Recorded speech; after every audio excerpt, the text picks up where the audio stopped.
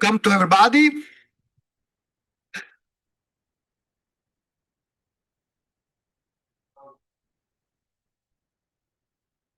Okay, it's a pleasure to introduce the first speaker. It's Alberto Diaspro from both University of Genoa and IIT. And so please.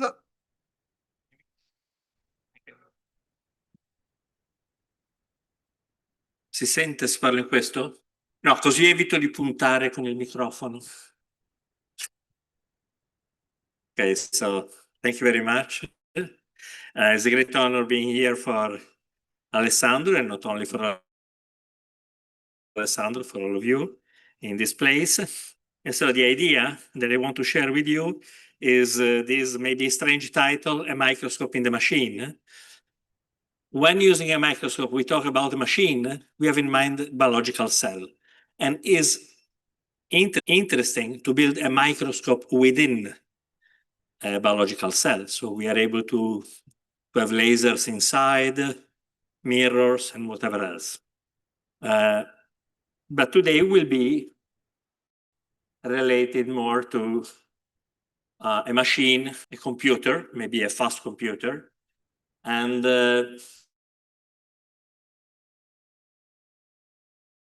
will produce this the idea, colorful images that are molecular content images. To follow this pathway, what I need, I discovered that I need it, and I started trying to talk with Alessandro, and then Alessandro is always asking, which is the real question you have, what we can do, and he is right.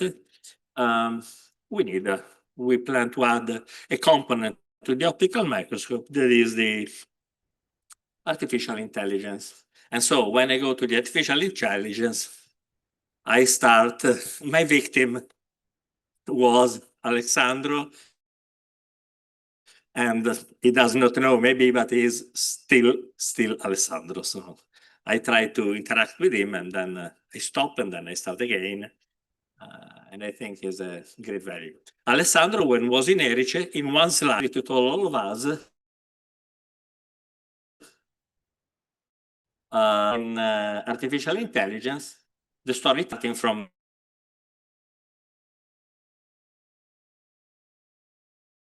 microscopy. We had Giuliano Torrado di Francia that was an innovator and the very first one talking about super resolution. So it seems that in the 40s, a lot of things happened, theoretically speaking. And today we can manage them in a more technological way. My hero is Maxwell, for a very simple reason, because he transformed electricity in waves. And waves, and this is the spectrum, part of the spectrum. There is a very small mistake in what I'm going to tell you, that is the spectrum goes from red to blue. Maybe you can say that it's violet, but not sure that they can distinguish this. And also that black and white are not colors. And we are using a prism to tell you this, to demonstrate this from Pink Floyd. That is something that we share generationally speaking. Well, I don't know why this slide is there, because it's red and blue, but only for today. My next slide honoring Alessandro Verri is this one. But now you can, is a statement, and is a physical statement, black and white are not colors. So sorry, maybe are magic, maybe you get cold with them, but it's not. So the microscope, you can find this microscope at the Department of Physics in the museum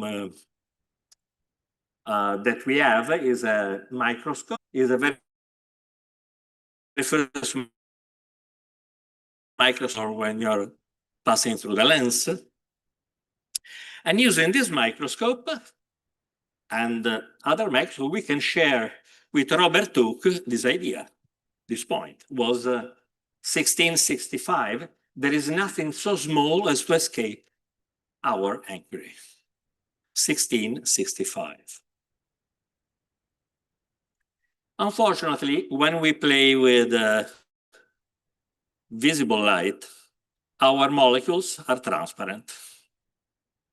Camillo Golgi developed a method to watch them using black reactions, Zernike phase contrast, doesn't matter now, but they are transparent. So it's difficult to get contrast. And the reason is that in the transmission, you are mixing the amplitude and phase of the electromagnetic wave passing through the cell. And so you lose contrast since amplitude in biological macromolecule passes without any change. Phase produces some change due to a mismatch of a so-called refractive index that is a molecular property of the cell. Now, what we want to do, and this is the idea behind having a microscope in the machine, is transforming black and white images, so with poor contrast only coming from phase, in colorful images. Why in colorful images? Because colorful images are also delivering an information that is very specific and that is related to the molecules having a certain color. So there is specificity that we don't have when we have the black and white.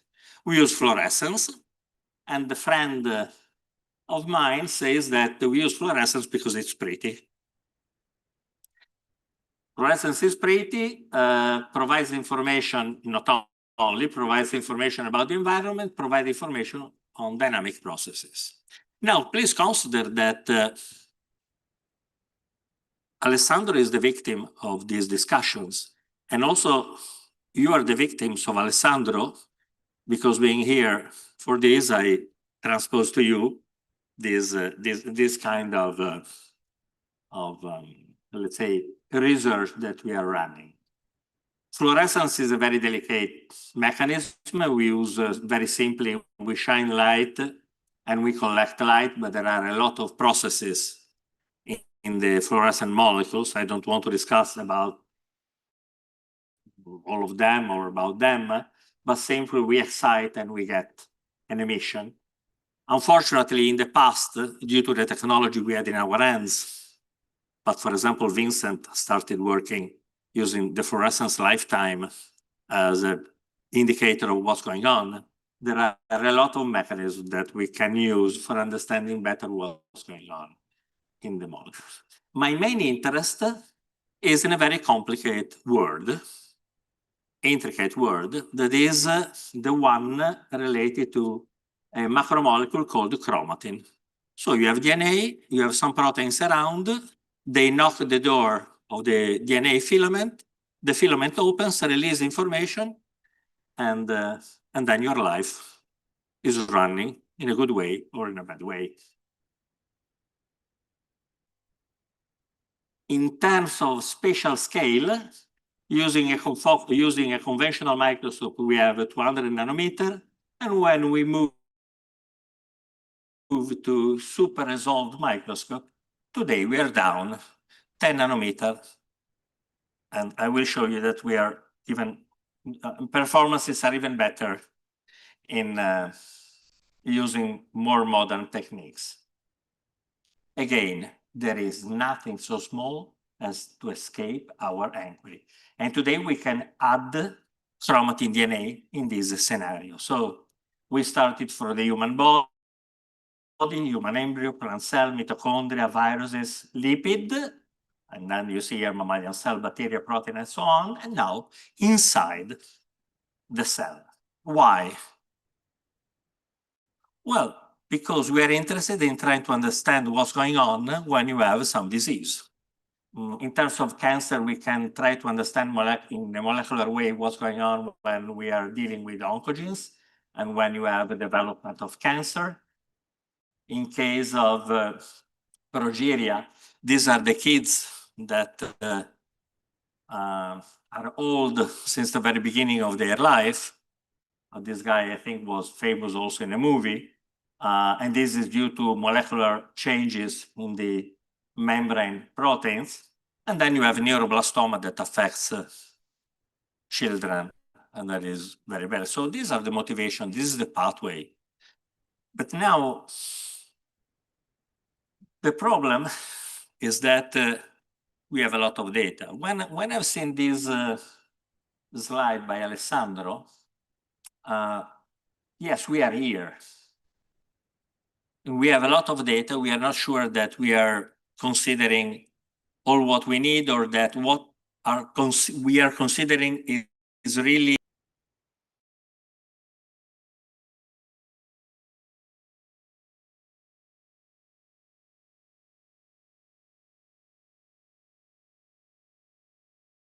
to try to decipher what's going on in this connection network, and with a further step. That is, you will see later now immediately, using fluorescence, we are exploring the landscape of the cell in a way that we were not able to think about years ago. We had this in mind, Hooke had this in mind, you can see everything. But now we are really at the nanoscale. And so situation is really more complicated. So we build a big microscope that is shrinking, that is collecting all the metals we are able to manage. We need something directing the orchestra. And this year is the centennial of Luciano Berio. And what is nice is that in that instrument, you have single instruments. You can have them playing at the best of their performances one by one. But when you have all of them, you realize that all together can produce an emotion in this case, and some information, in our case, useful to understand what we try to understand. So the instrument is this one. I don't want, of course, far from going in detail on all these parts, but these are elements. There is the new element that is the new component for us, that is artificial intelligence. We also developed start talk about this because of the name. This is again for this, but we had no other chance in terms of name. We wanted to mention an instrument and the city. So, and we call this approach MOMICS because it's a multimodal optical microscope, but MOMICS because you have some light, and then you have to imagine what is behind this light. Sometimes, so you have these rather complicated actions behind, but what you see are those lights. And so you want to try to establish a connection between these two facts. I am very lucky because in all these years I had the chance not only of meeting Alessandro, talking with him, and we had is something that helps in understanding, try to understand what to do. I had a very good team, good working in the lab, and single molecule, nonlinear methods, introducing spectroscopy, microscopy. So adding a lot of cells in this scenario, including time, using time for decoding space, for example, and for improving the performances of the most modern system that we have. We also developed the system for Nikon, as you can see here. I think it's more or less is clear. This, but only just to tell that fundamental research that was the one driving our research became applied research and then an instrument. At in Erice, after Alessandro, there was another talk, inspiring talk by Francisco Balzarotti. Francisco Balzarotti suggested to change completely our view in collecting images. Usually we are collecting the maximum of the signal. Why not building a system that using the minimum of the intensity is able to tell you where molecules are? is something related to signal-to-noise ratio, is something related to the statistics you use, but it's new. And again, technologically speaking, now we can attack in this way our investigation of the biological molecules. Like in the very first slide, I've shown 60 years of artificial intelligence, right? But technologically driven, because now you have in your pocket chat GPT or whatever you have, and you have this because you have technological. You could have this also 60 years ago in terms maybe of ideas behind or development of the theory and what was growing in terms of the information theory that was also influencing, thanks to Giuliano Toraldo di Francia, optical microscopy. So it's a very, if you're interested, there is this open access review. It's a very interesting technique. And I only want to tell you that when we use the so-called super resolved methods, so this is an image that we get from a cell. And Giuliano Toraldo di Francia told that limitation in terms of spatial resolution is not in the instrument you are using. I mean, my instrument is diffraction limited. I cannot beat this. But it's in the information channel. If I'm able to add in my information channel, the one that from the cell come to my screen, other information than the one I can collect diffraction limited, I can reconstruct an image having better details beyond the diffraction limit. Nothing more, nothing less. And so with some methods, I can apply a game that you can play in this room. What can you do in this room to see better than what you're doing now? You cannot increase the light. We don't want to spend more money for doing this. But if you play this game, you immediately see with more detail the object of your observation. And if you want to see everything, you simply have to scan. And the reason why you are getting better details if you play this game is because you add an information. You come from which region of this room the information comes. Before, you get the information from whole room, but you don't know. You are collecting everything. And so when you play with the super resolved methods, you can play this game, not hand within the microscope, but another laser beam, doesn't matter, shrinking the information.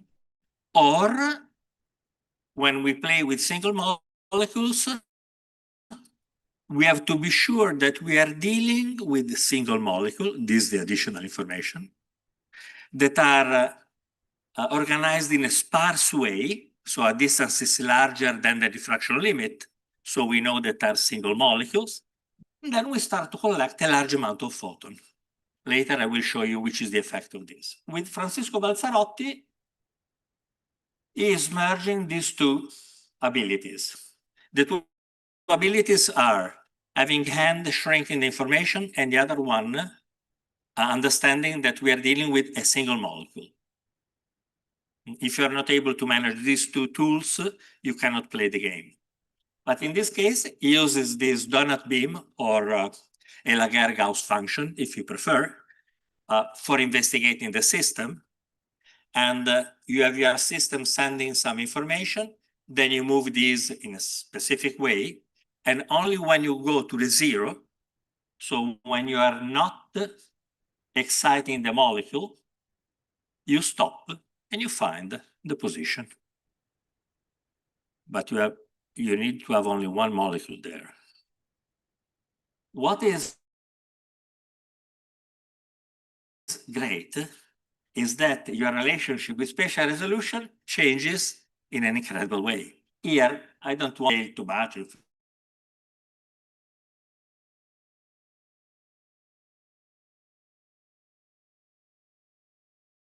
we want, we can discuss the molecule. You start from the lens of your microscope. Lambda is the wavelength, and A is the numerical aperture of your information channel. You shine light, you have something like this, and so your channel can be larger or closer, and you can collect information. But in the Balzarotti game, you don't have this. L is your ability in moving a beam. That is, technologically speaking, we can play this game with in a very precise way in the nanometer scale, 1 nanometer. And if you're able to collect 100 photon, n is the number of photon collected, it doesn't matter. This means that you can scale from L to L divided by square root of 100. And collecting 100 photons, the minimum number of photons for your, also because we have detectors able to perform single photon collection. So we have 1 photon is producing 1 electron. Room temperature, atmospheric pressure. And so now we are inside here. This is chromatin, you have the nuclear lamina, you have all the other objects, you have the nuclear pores, and scale is this one, 100 nanometer. And today we can see, we can reconstruct the organization of a nuclear pore using an optical microscope, a room temperature, atmospheric pressure. You could think that we had the electron microscope. That's nice. We have the electron microscope. But in that case, in order to see with this detail, I have to ask you a favor. I need to make you have to become a solid. I have to cut you in slices. I have to add some metals. And then I have to shine some electrons, high intensity.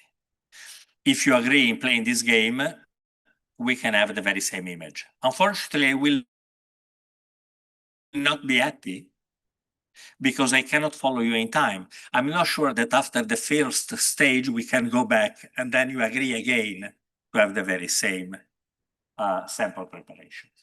And so this is the reason why we are insisting. But now there are some problems, and this is the reason why we are going to artificial intelligence and not only. This is our scenario is microns. Then we are going down to few microns, and we are interested in the nanometer scale. So this is a conventional microscope. This is what we can collect with a single molecule microscope. It takes a lot of time. This requires really a lot of time because you have to select few molecules by few molecules every time. And then you can build your map. And you want to play this game with a living sample.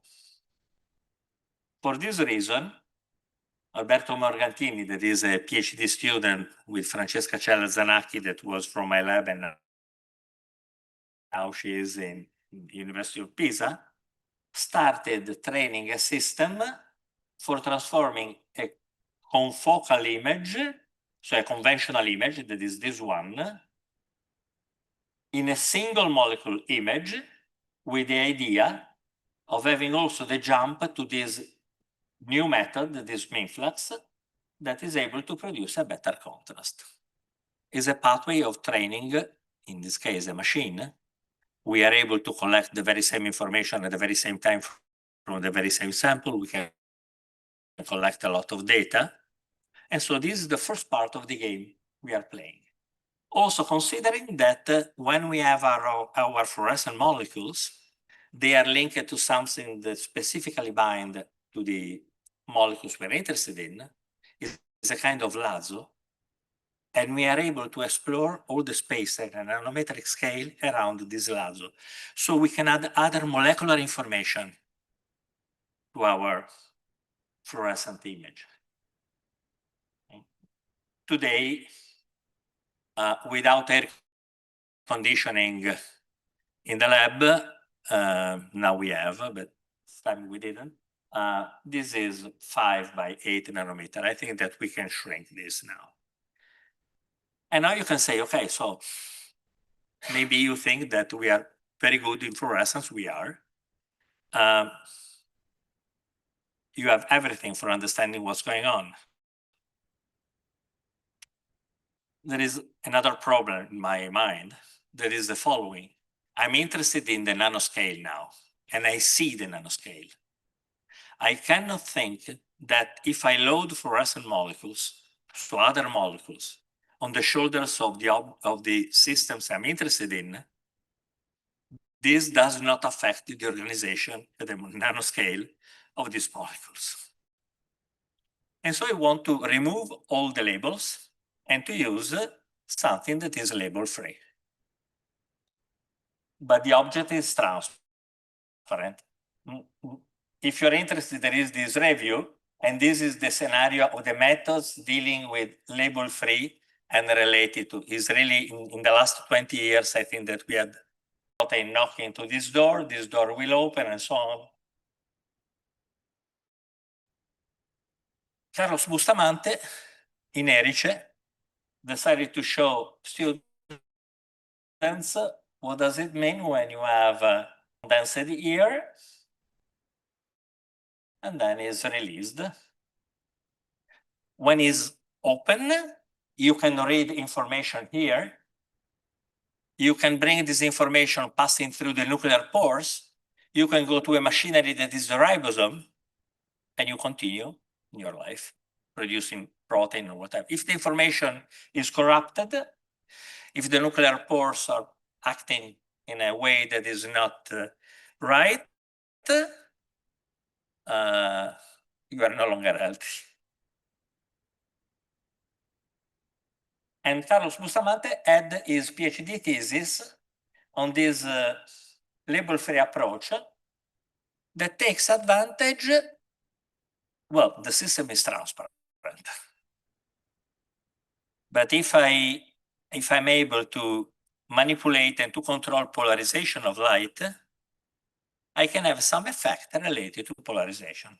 It started with this sperm head of the Elidonecea rosa that has this peculiar shape that is an helical shape.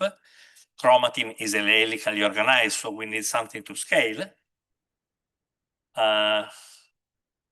In recent years, we made some theoretical calculation in order to understand which is the level of chirality and condensation that we are able to address using this kind of approach. Started in the 90s, and we still don't have the answer, the final answer. However, we developed an instrument completely label-free where you control polarization, and you can describe this control using a vector of 4 elements. And so you have your 4 elements vector in, your 4 elements vector out, and in the middle, 16 elements matrix. Each element can produce an image, so a molecular content. And we decided to acquire at the very same time fluorescence information that are specific and the label-free information. We want to train a system in transforming label-free in high molecular content images without using the microscope in this stage, but using the microscope only in the training stage. The reason is that with main flux, you can, maybe you need 20 minutes, 30 minutes to get an image on a 5 by 5 micron region. And so these are some of the elements. This is the relationship between fluorescence and the label-free, so we are happy. Like you were in this picture, probably. I got this picture from science studies, that is Vittorio Murino. Thesis of Vittorio Murino, he was a victim, was analysis of 3-dimensional reconstruction of biological objects in a cell. And of course, this was the link with Alessandro and with others in this picture. But he provided me this picture. And so now the artificial microscope project can run. We are at this stage. This is what we want to do. I have to say that the only attempt we had to use something that was maybe related to artificial intelligence, maybe, was when we were listening that time a lecture by Hopfield and his development of associative memories. We were thinking that we could use associative memories to recognize patterns of chromatin organization and connecting this with healthy and unhealthy stages. But my current victim comes from your labs, is Larbi, and we are trying to work, and this is what Larbi proposes, and I trust this, but I'm trying also to understand what we are doing. But we want to train a system using label-free fluorescence images to have this transformation. Consider that the steps are interesting because what we do is to train a system to improve fluorescence and to have from conventional fluorescence high molecular content, thanks to the single molecule methods and all the other methods. And the other part is related to have label-free switching to fluorescence. The problem with label-free is that we don't have a spatial resolution better than the diffraction limit.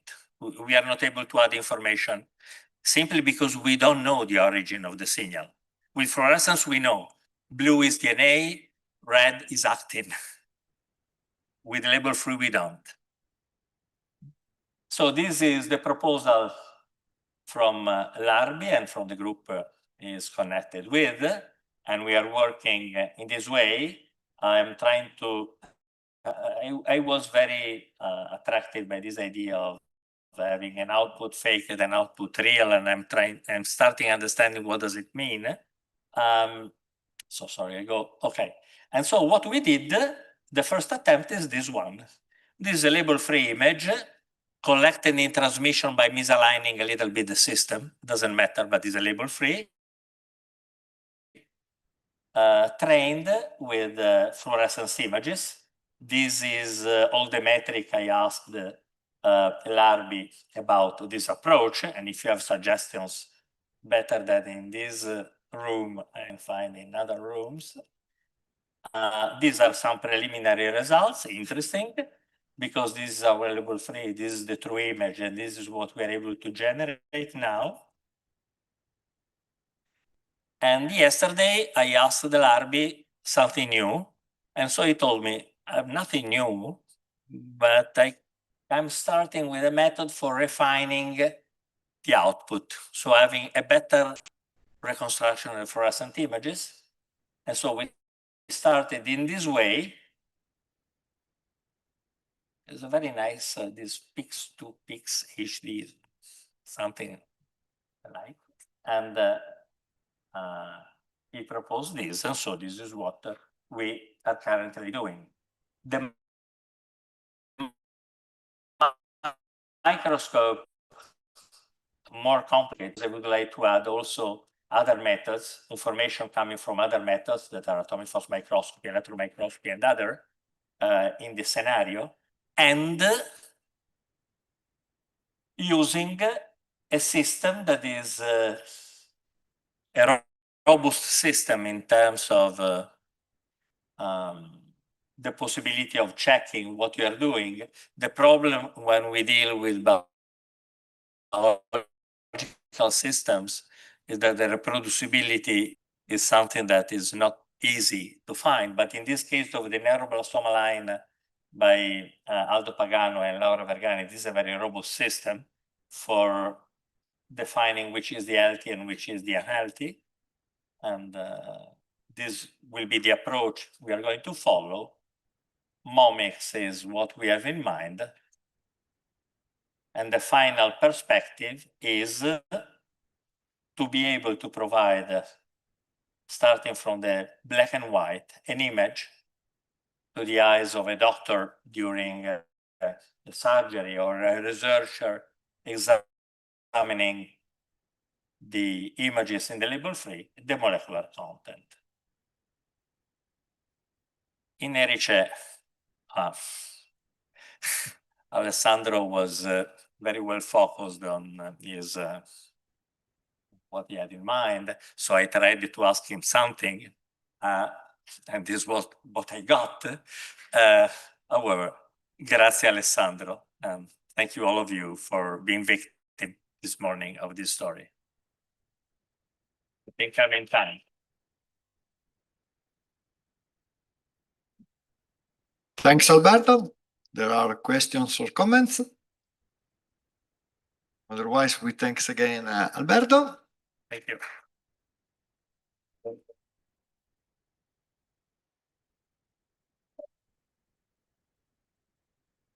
Next speaker is Vincent Torre, which was a professor in our university in Genoa, and then he moved to SISA Trieste. Please.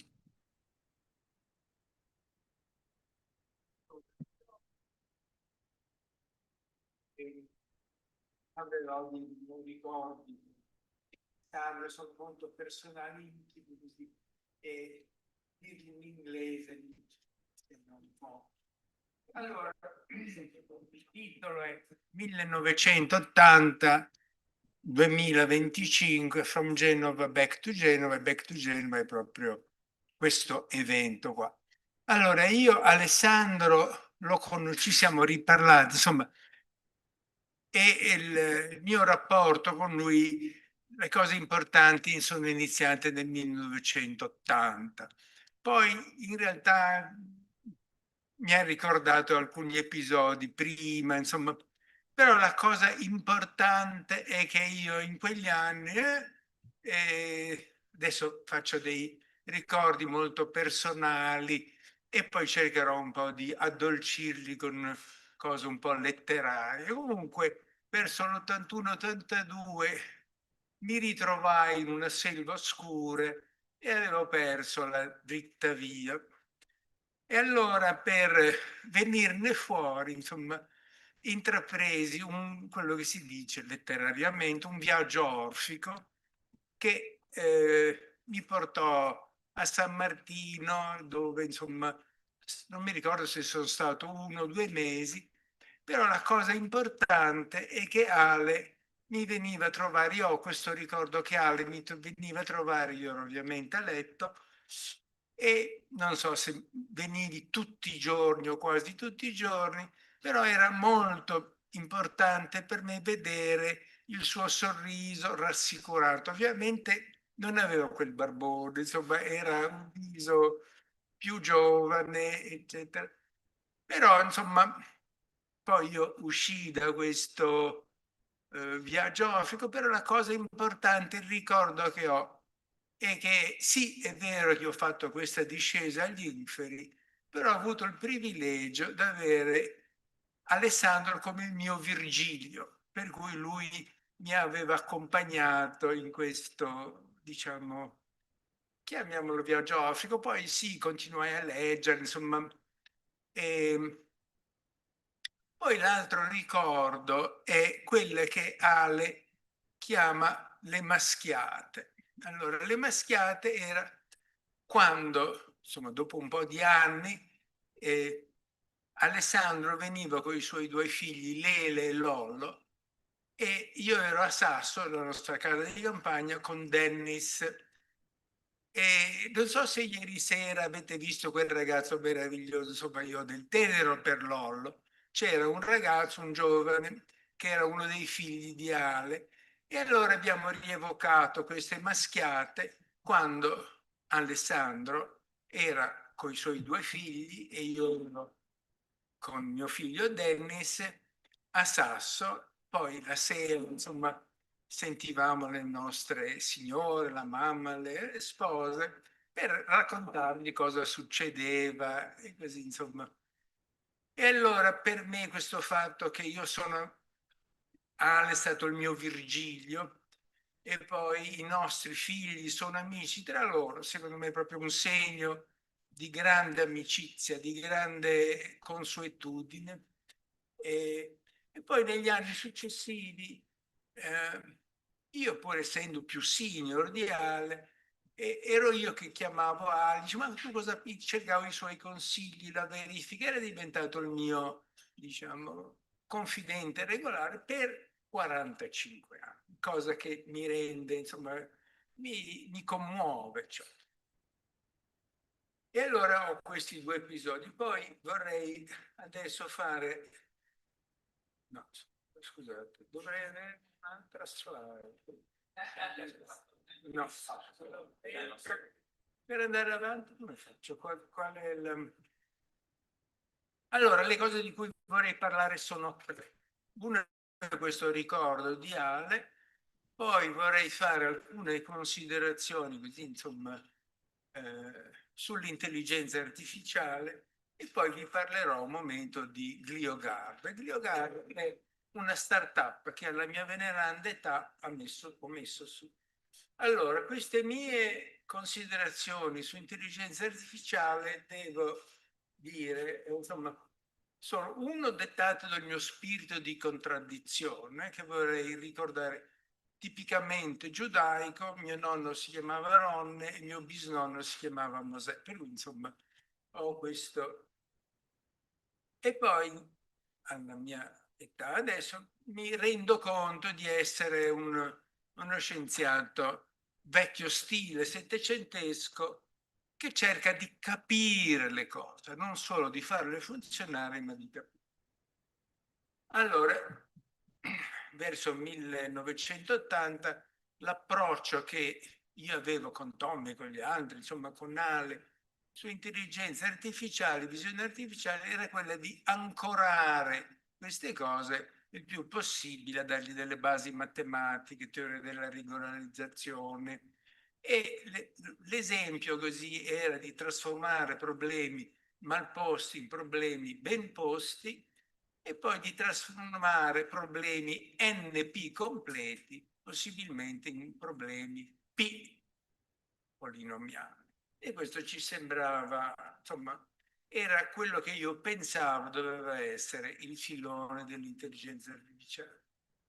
E poi devo riconoscere, ho scritto qua, lode e onore a Tommy e Tommy Poggio, e che lui fece, secondo me, l'unico breakthrough importante in intelligenza artificiale.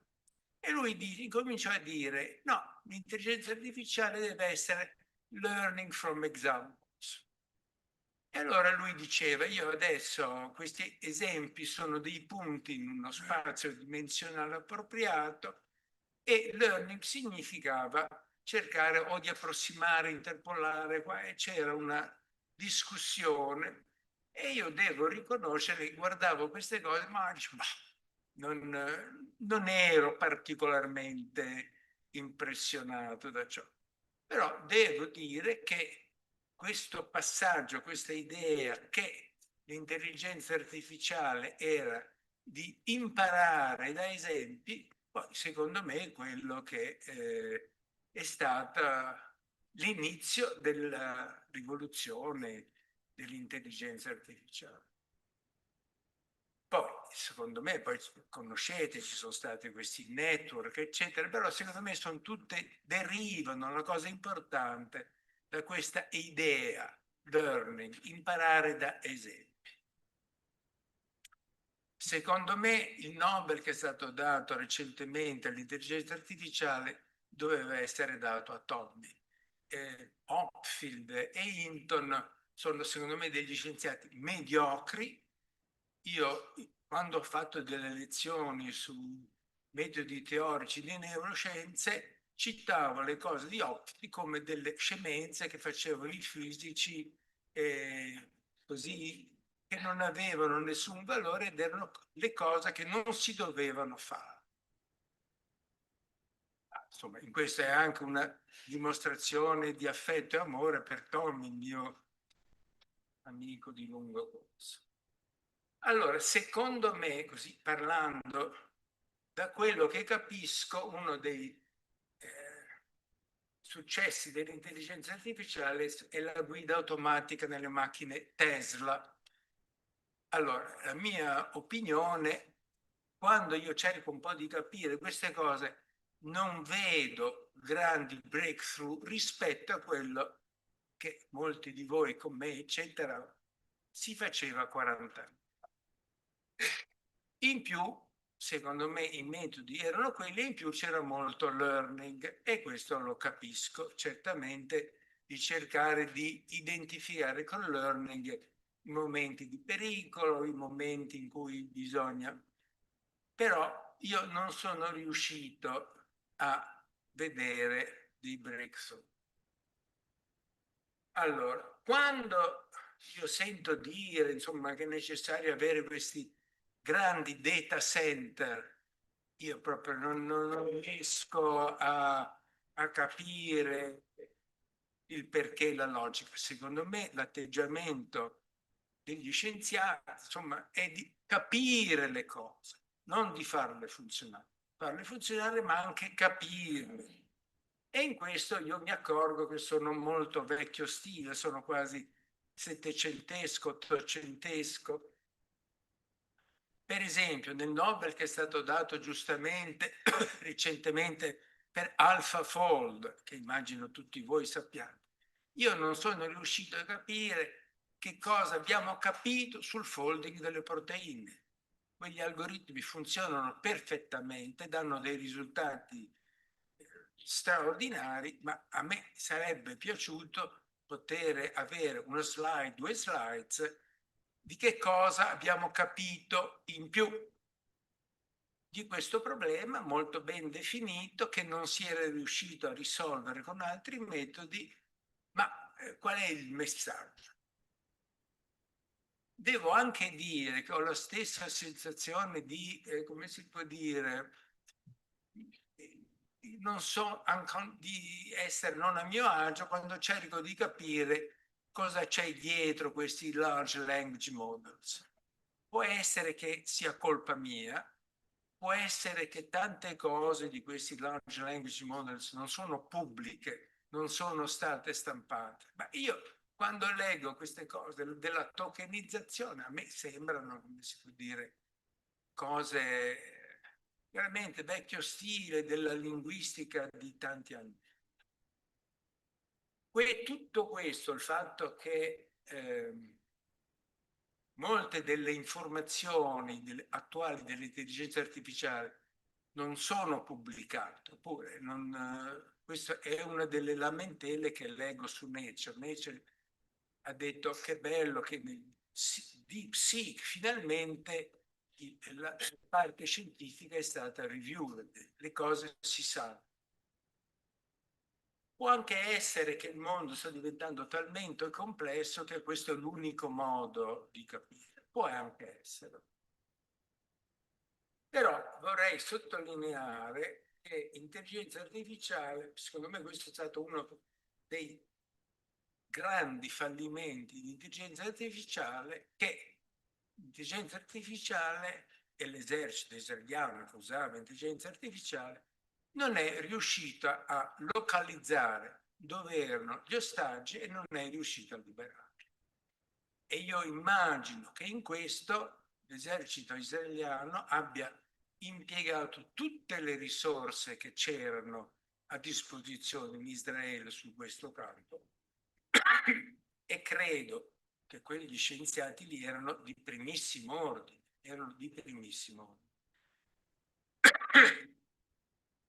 Questo lo dico un po' in modo un po' provocatorio, insomma, questa è una critica che mi piace fare, anche così con il mio spirito di contraddizione giudaico che desidero mantenere. Allora, adesso, adesso parliamo di GlioGuard. Allora, alla mia veneranda età, insomma, ho incominciato a interessarmi dei glioblastomi, ovvero è il tipo di tumore più maligno che può esserci nel cervello, E inizialmente sono stato così, insomma, c'era questo mio amico neurochirurgo di Udine che mi diceva, ma insomma, tu che sei biofisico magari riesci a capire come si riesce a bloccare l'infiltrazione. Cioè lui diceva, io riesco a fare un'operazione chirurgica, rimuovo il tumore, poi basta che io lascio 1, 2, 3 piccole cellule, poi queste cellule si infiltrano. Allora, adesso faccio 2 piccole premesse. Adesso questa presentazione di Iglogard è una presentazione un po', come si può dire, rappresentazione di una startup. E allora in questo devo fare 2 piccole premesse. Una è che la mia patent attorney mi ha detto, Vincent, stai attento che quando fai una presentazione pubblica di non rivelare, di non dire niente di ciò che è, abbiamo depositato delle patents, eccetera. Per cui, insomma, alcune cose non le dico, poi magari se per caso me le chiedete io non ve le posso. Poi l'altra osservazione è che le presentazioni che vengono fatte per un pubblico di investitori, eccetera, si chiamano la definizione pitch o deck. E allora queste qua devono essere presentazioni, come si può dire, un po' colorate, un po' in cui semplificate, eccetera. Insomma, voglio dire, Alberto, le tue presentazioni sono un po' in questo, come si può dire. Va bene, allora, questo, il glioblastoma al momento attuale è una delle forme, è uno dei tumori peggiori e la sopravvivenza media quando viene diagnosticato è 12 mesi, 15 mesi, eccetera. È considerato una malattia rara, però insomma, e ovviamente riuscite a capire che se in questo momento i miei 2 collaboratori neurochirurghi, e questo Miran Scrap di Udine e poi Maurizio Corbetta a Padova, che ho visto che Maurizio Corbetta è conosciuto da alcuni di voi, quando ieri ne ho accennato. Allora, adesso dobbiamo cercare dei finanziamenti per poter fare i clinical trials. Allora, adesso io vi vorrei dire proprio qual è il nocciolo scientifico importante di glioblastoma. Vabbè, questa è una slide che dice che al momento attuale l'unica terapia è quella della restrizione chirurgica e poi chemoterapia e radioterapia, che però sembrano essere veramente di scarso utilità. Allora, il punto importante nostro, che è quello delle patents, è qual è il target che noi abbiamo identificato come quello importante. Allora, lì abbiamo disegnato, insomma, questa è la figura del ciclo cellulare e la quasi totalità dei agenti chemoterapici cerca come target la duplicazione del DNA. La duplicazione del DNA oppure cercare di rallentare il ciclo cellulare.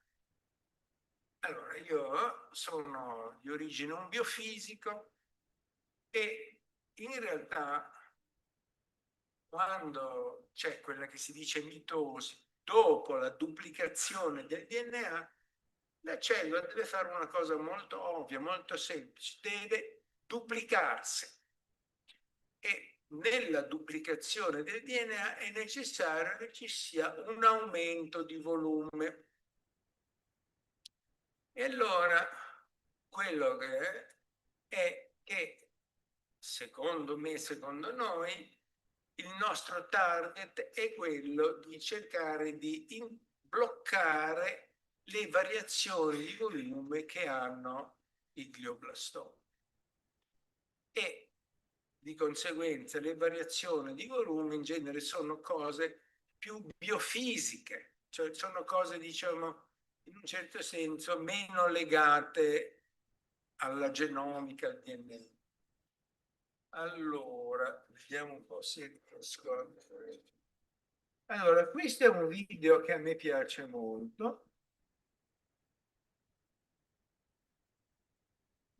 Allora, questo è un video, quelle striscette nere che vedete sono dei carbon nanotubes e allora in questo video i glioblastomi sono colorati in rosso, sono glioblastomi che sono stati caricati con M-celli e le altre cellule che vedete sono o neuroni o cellule gliali sane.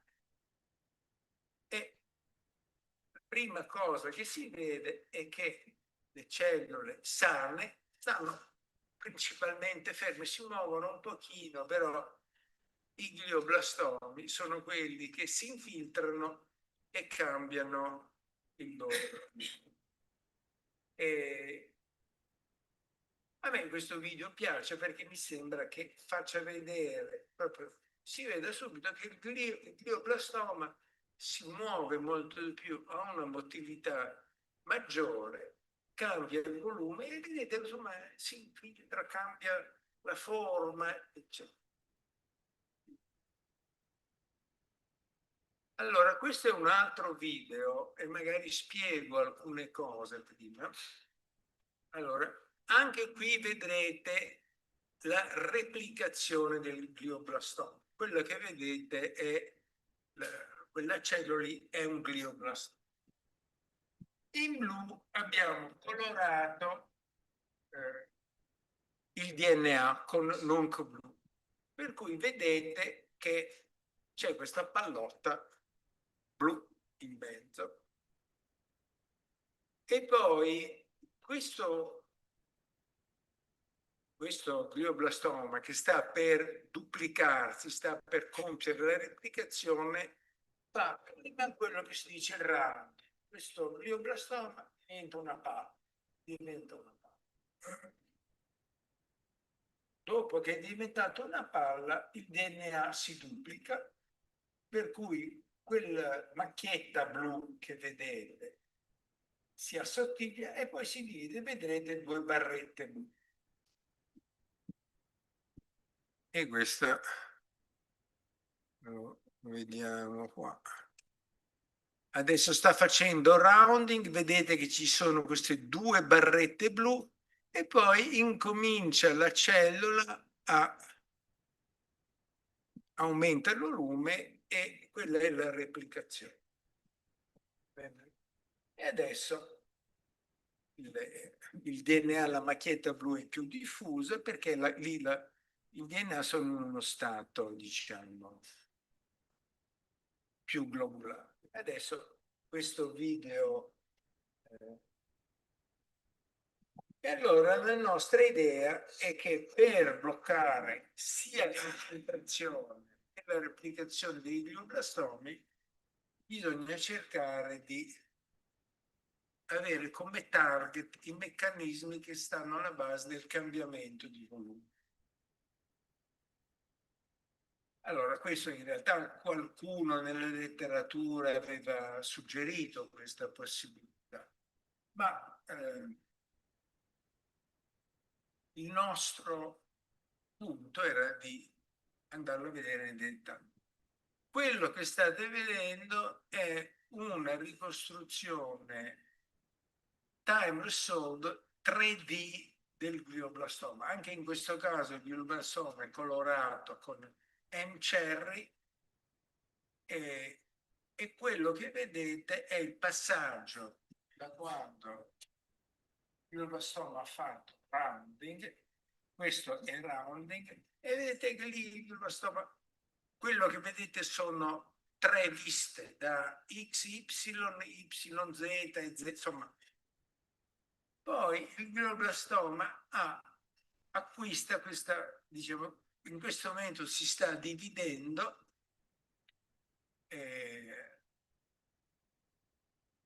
questi sono esperimenti lunghi, difficili, insomma, che bisogna beccare, guardare la cellula, trovare il momento giusto, eccetera. Lasciatemi dire, questi esperimenti li avevano fatti i miei studenti cinesi che stavano lì vario.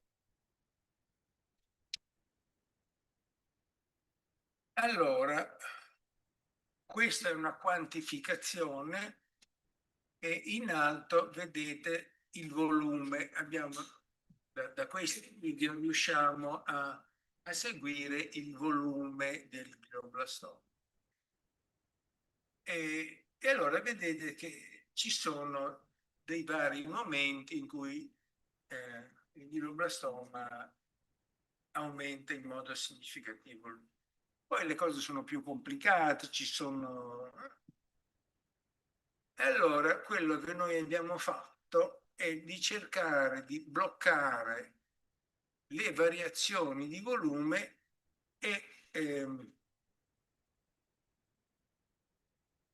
il nostro, diciamo, trucco, in certo senso, è di usare farmaci già FDA approved, già approvati, farmaci generici che sono stati approvati, non so, sono, diciamo,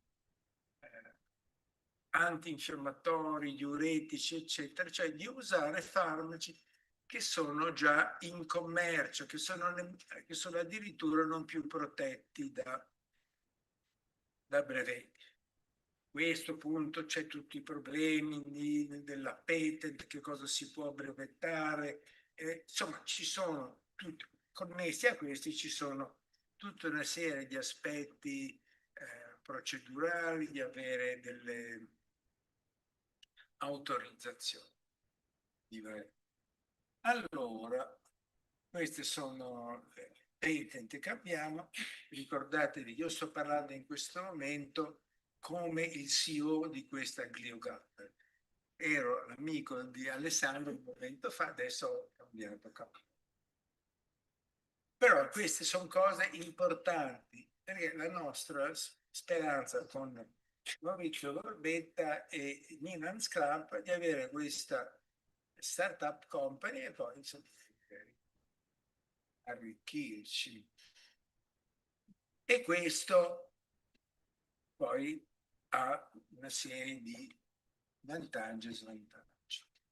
Allora, lo svantaggio principale è che ci sono in Italia, in Europa, al mondo, molte fondazioni che però per statuto non possono finanziare organizzazioni profit come una startup. Possono finanziare istituti di ricerca, ma devono essere non profit. Vabbè, allora, questo è un video, secondo me, è uno dei video più belli che abbiamo. Allora, piccola spiegazione. In verde sono due neuroni inibitori. In rosso sono i gliomi, sono i glioblastomi, le cellule cancerose, e in campo chiaro in grigio sono i neuroni eccitatori delle cellule gliali. E allora inizialmente i gliomi sono belli spiattellati, sono a forma triangolare e si muovono molto, e poi noi gli diamo questo cocktail di farmaci, e che sono quelli che abbiamo brevettato, e dopo un po' questi glioblastomi diventano delle palle, si smettono di muovere e assumono questa forma tonda e, come vedete, non si muovono più, non si muovono più. E questo vuol dire che siamo riusciti a fare quello che si. Poi, l'altra cosa importante, ieri qualcuno di voi mi ha menzionato Jimmy Ratto, adesso non so se questa persona... Allora, Jimmy Ratto è stato un mio vecchio amico, collega di Genova 40-50 anni fa. E lui ha fatto degli esperimenti in vivo, Gli esperimenti che avete visto prima erano esperimenti in vitro, vi è chiara questa differenza. Allora, in questi esperimenti, ovviamente questo è un risultato particolare, allora venivano iniettati, c'era stato uno xenotrapiantati dei tumori nel cervello del topo e vediamo un po', questa macchietta che vedete qui è il tumore iniettato. Il tumore iniettato era fluorescente per così. Poi veniva installato nella testa del topo una mini pompa e questa mini pompa dava il cocktail nostro. Bene.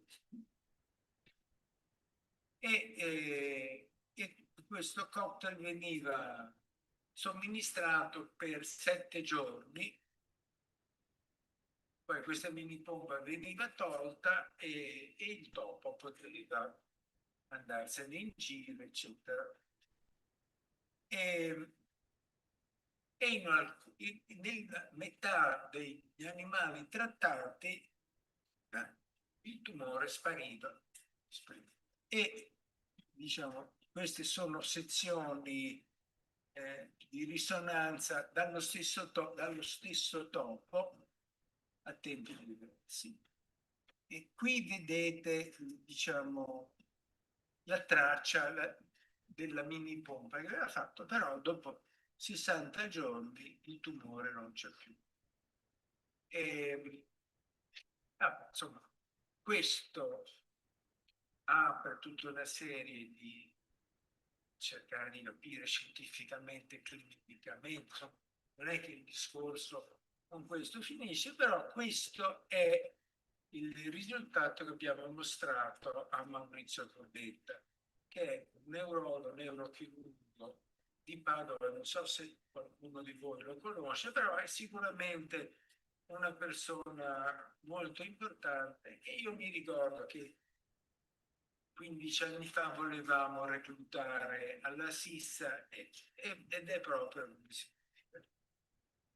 E allora con Maurizio Corbetta, adesso entrerà in questa company, e stiamo facendo questo, diciamo, dobbiamo cercare i soldi per poter fare i clinical trials. Adesso ci sono problemi di autorizzazione, vorremmo provare a ripetere di fare queste cose nell'uomo, nei pazienti. Poter avere dato simile nei pazienti diventa un risultato insomma straordinario.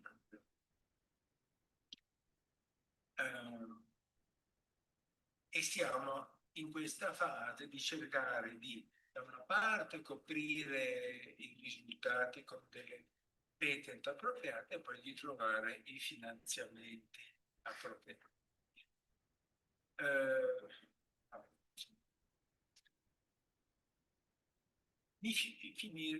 Finirei qui. Allora vorrei magari sono andato avanti troppo quando ancora un po', ma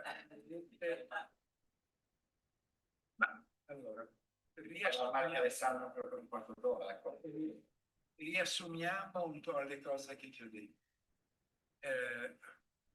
Il mio grande affetto, simpatia, stima e amore per Alessandro. Veramente è tutta una storia di 45. E il fatto che i suoi figli e mio figlio siano molto amici è una cosa che proprio mi gratifica molto, perché è proprio come si dice, aver stabilito un rapporto di amicizia profonda.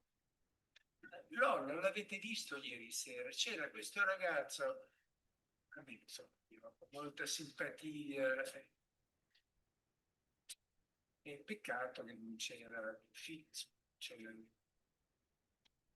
Poi, per quello che riguarda l'intelligenza artificiale, insomma, mi rendo conto che sono una persona antiquata, però sicuramente al momento attuale l'intelligenza artificiale, da un punto di vista così, è troppo connessa allo sviluppo economico di quello che sta succedendo in America, con Trump dal punto di vista geopolitica mondiale, ed è un argomento che non è facile distinguere i vari livelli, e per persone così, insomma, come me è molto complicato cercare di capire. Quello che riesco a capire non è che mi piaccia più di tanto, proprio mi sembra, quando sento parlare di questi big data center mi sembra di dire, ma queste sono tutte mezza scienza, non è possibile che... Però queste cose funzionano in certi aspetti. La possibilità di riuscire a curare i tumori, i glioblastomi, questi tumori del cervello, con farmaci, quello che si dice, il potrebbe essere una cosa estremamente importante. Ma io finirei qua, vedo perché volere proseguire più del necessario. Comunque, vi ringrazio per la vostra attenzione, ho visto che eravate abbastanza attenti. Grazie.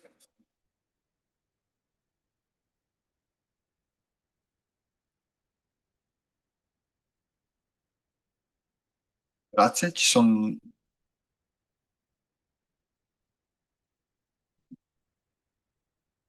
domande, commenti?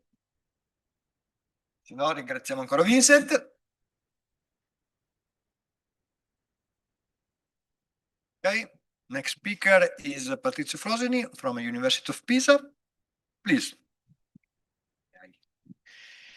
Okay, good morning. It's a pleasure to be here celebrating Alessandro and meeting so many old friends. It's quite a pleasure. My intention now is describing a journey. I'm borrowing a term used by Massimiliano yesterday.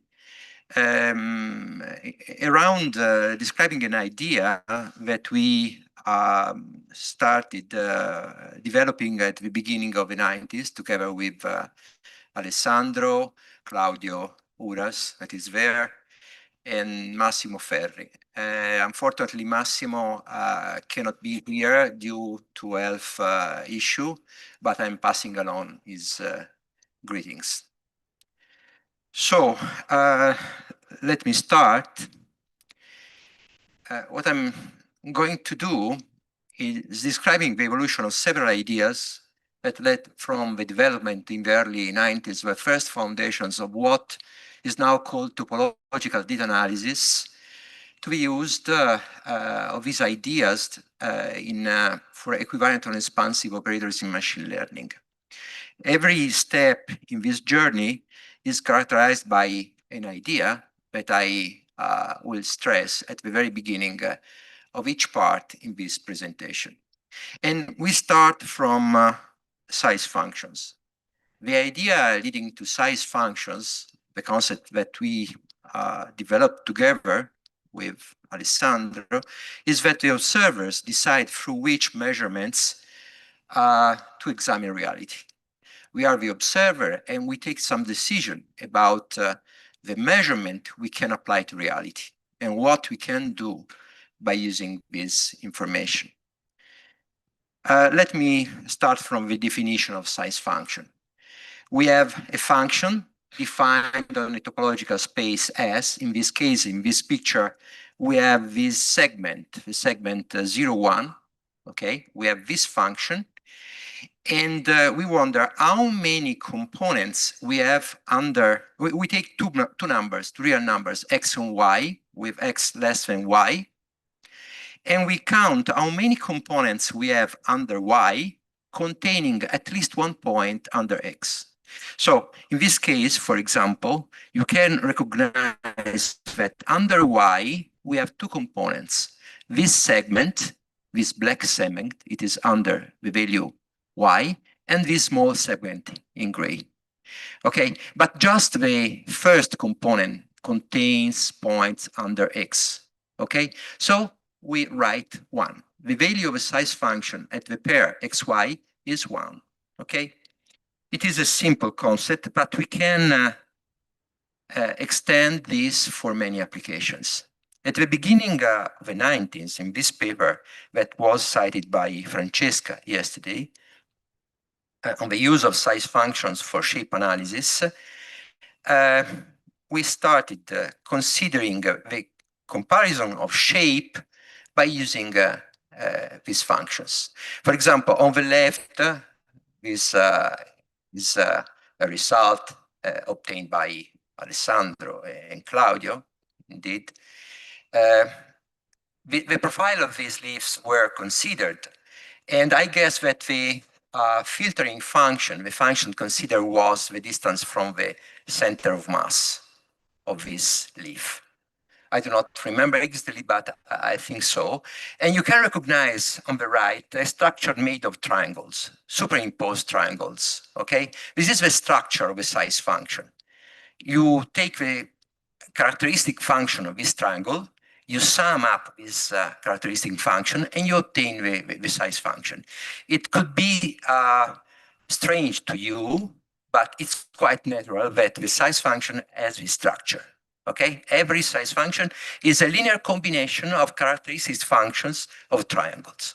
Okay, and you can recognize the same structure on the right, comparing the shapes of two different, not two different scissors, but two different positions of the same scissor. Okay, this was, I could say, the first relevant paper about this concept and its applications.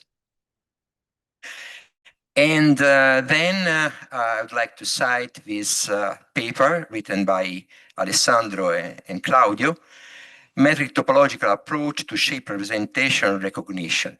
In this case, you can see that when you apply a perturbation to the shape, there is a adding of small triangles close to the diagonal. Okay, this small triangle here correspond to this perturbation of an ellipse.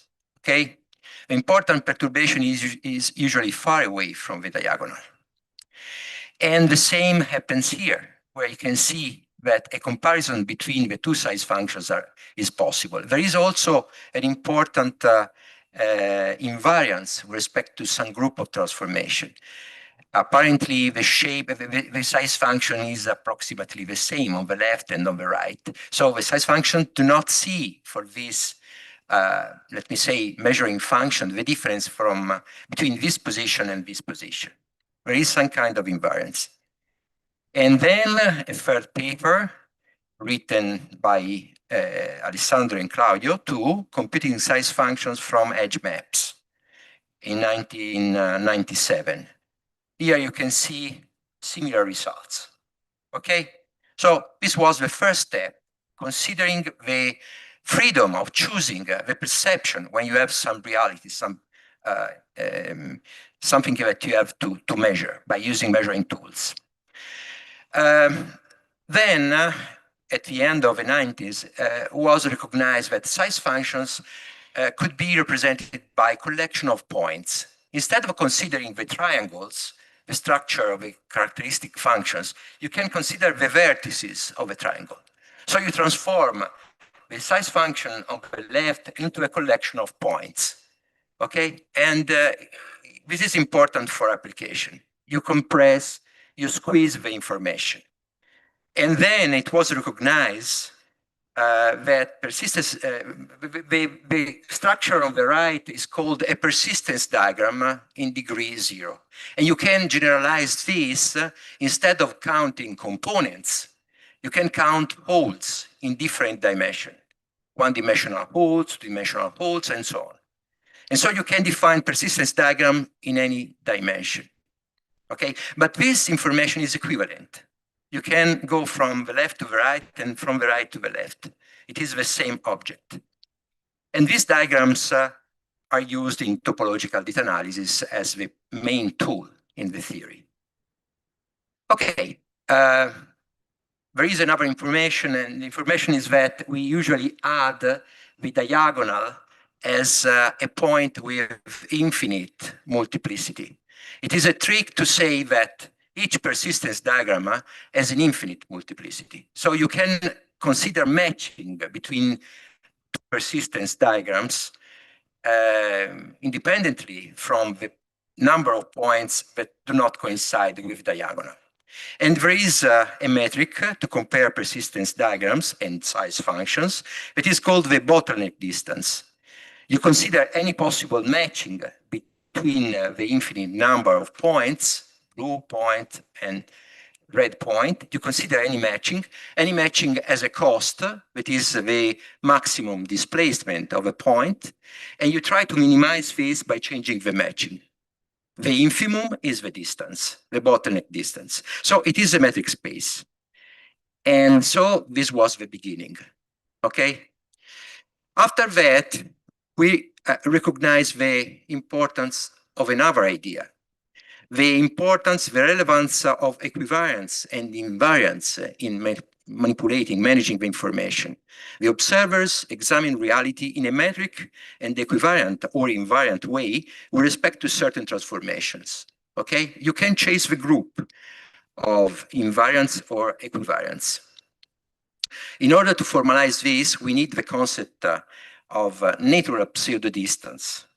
Pseudo just means, in the expression pseudo distance, just means that you remove from the definition of distance the assumption that when the distance vanishes, the 2 points must coincide. Okay, you remove this. When you consider two functions, phi1 and phi2, for example, two images, and you consider a group, you can try to find the best matching between the two information. So, for example, I have my hands, and I move these images in order to get the best possible matching. The cost, the infimum of the cost of this matching is the natural pseudo distance. In plain words, the natural pseudo distance associated with the group G that we have chosen measures how similar, this distance measures how similar to signals in general, maybe images, but something else, possibly, how similar are under the action of a group. Okay? Now, what happens? It happens that if we consider two images, these are not interesting images, but anyway, you can associate to each image, for example, a local density function, measuring at each point the density of the image. And when you use the group of isometries, you have that the x6 number is quite similar to the 9 number. Okay, if you use just translation, this is not true. So you can measure the distance between two shapes with respect to the action of a group. This is our ground truth, in plain words. Now, after giving a formalization to the action of a group in this theory, the first step was extending the theory to multidimensional data. Measurements can be multidimensional. We can get many numbers for each point in our domain. So what happens? For example, imagine that we have two different embeddings of S1. This is S1 embedded in R2, okay? The left profile and the right profile. How different are they? Okay, we are considering two functions, phi psi, from S1 to R2, the embeddings. Now, a bad idea is the one of saying, okay, I can take separately the information phi1, psi1, and the other information phi2, psi2. This is not a good idea, since in this case, if you take two different shapes, two different embedding of S1 that are clearly different from the perception, from the point of view of perception, they have the same persistence diagrams with respect to both the first component and the second component. We need something more. We need another idea. The idea that was developed was the one of considering any possible slope, positive slope line in the real plane. For each line, think of a blue line here, we can consider a point moving along the line. And for each point, we can take the part of a domain that is on the left and below the point, okay? And if you do that, you can recognize the difference between the two curves. Here, let me say that shortly. Consider this curve in the real plane and the line associated with this yellow line, starting from the parameterized, starting from the point B minus B, with a direction given by this unit vector A, 1 minus A. When I say unit vector, I always mean with respect to the L1 norm. So we have to sum the two components, not the squares of the component, okay? And we move along this line, and we take let me say, the sub-level set, okay? At the beginning, we have this curve, then we have two components, then the two components join to each other, okay? And so we have a story that we can describe the same, by using the same machinery that you have seen for normal sub-level sets, okay? When you do that, you recognize that in order to formalize this in in a mathematical language, instead of saying we are taking the point on the left and below this red point, okay, you have to consider the usual sub-level set given by this function, okay? It is a weird function associated with each line. A, B correspond to a line, positive slope line in the real plane.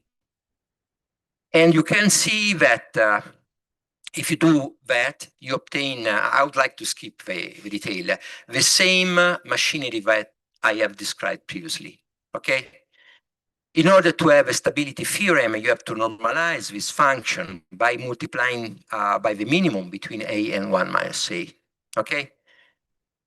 And there is a distance associated to this machinery that is the matching distance. What is it? We consider the bottleneck distance for each positive slope line. And we try to maximize this distance by changing the slope, okay? We take the supremum varying the slope, and we obtain a distance that is suitable for comparing information given by functions with values in R2. There is a stability theorem guaranteeing that when you change just a little bit the information, the distance changes just a little bit. And this was described in this paper, multidimensional size functions for shape comparison. So the theory can be that we started developing in the 90s with Alessandro, extended to the case of multidimensional filtering function.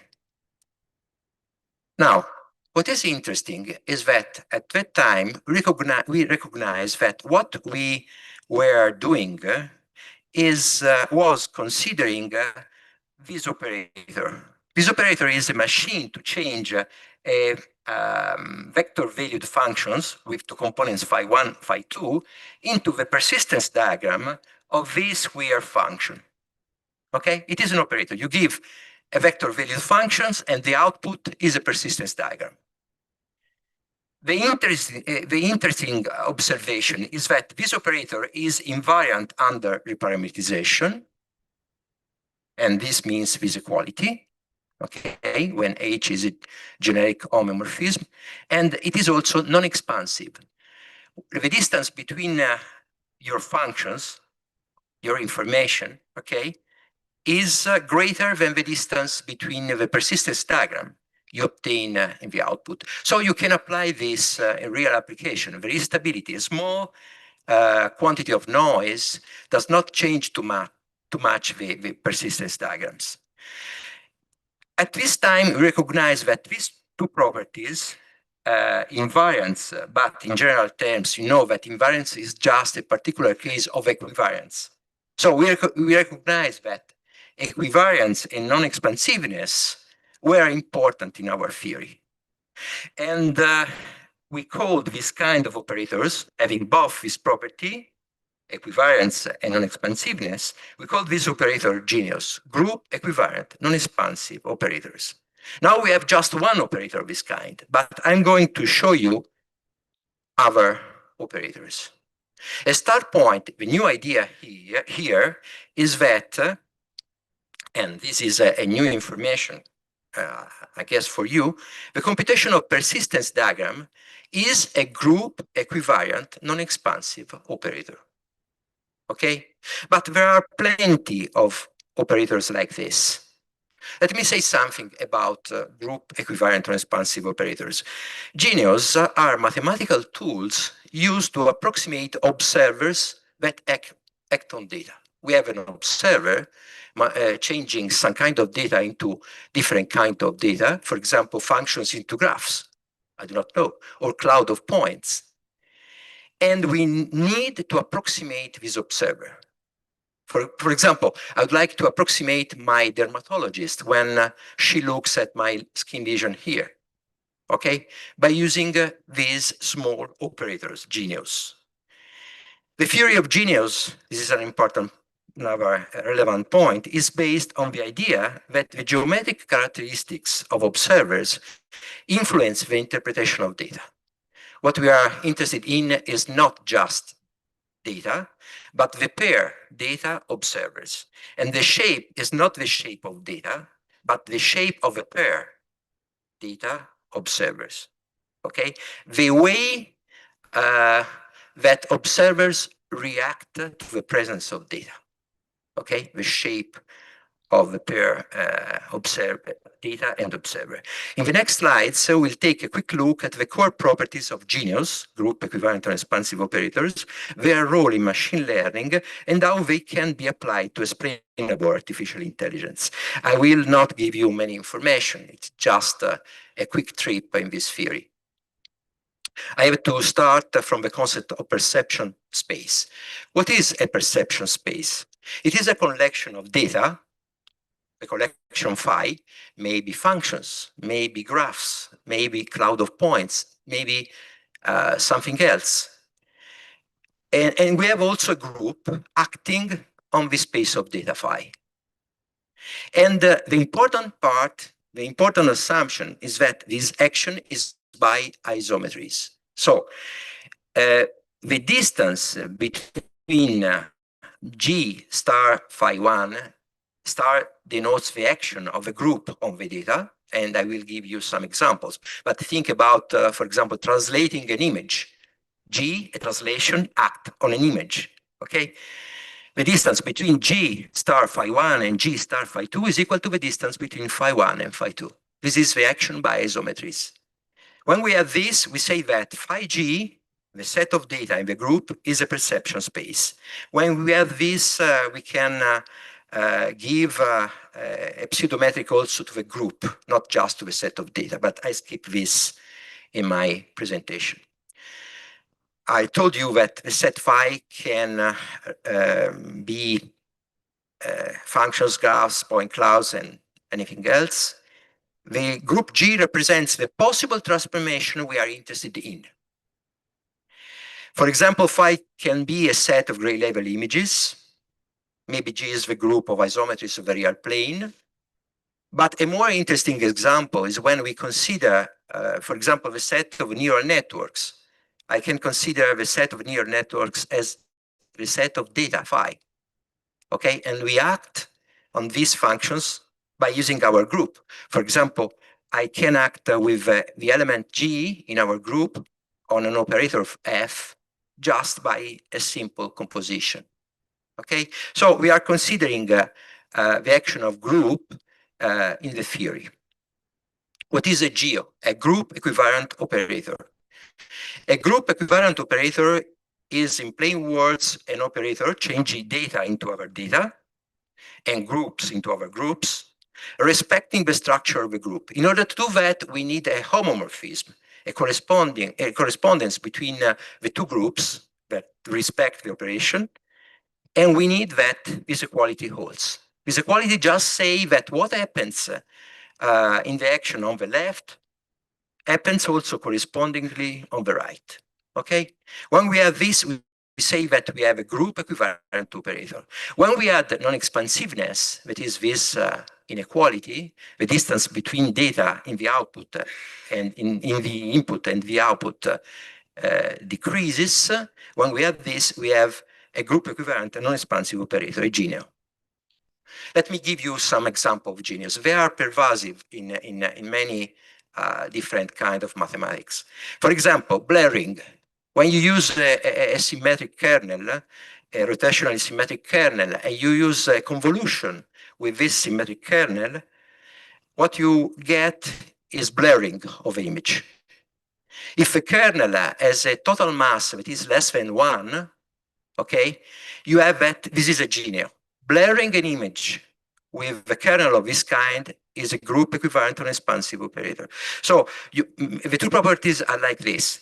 If you blur the image and then you rotate the image, you obtain the same result that you obtain by first rotating the image and then blurring the image. This is equivariance. And non-expansiveness means that blurring does not increase the distance between the images. Okay, this is important. The second property is quite important. This is another example. Computing the convex hull. You have a cloud of points and you compute the convex hull, okay? And then you rotate the convex hull. You obtain the same result that you obtain by first rotating the cloud of points and then computing the convex hull. And the distance, here the distance is another thing. We have to consider the Hausdorff distance between compact set in the real plane, okay? And the distance decreases with respect to the Hausdorff distance. We are considering the Hausdorff distance here. It is a GENEO. Another example, as I told you, is the computation of persistence diagram. When you compute a persistence diagram, you are applying a GENEO.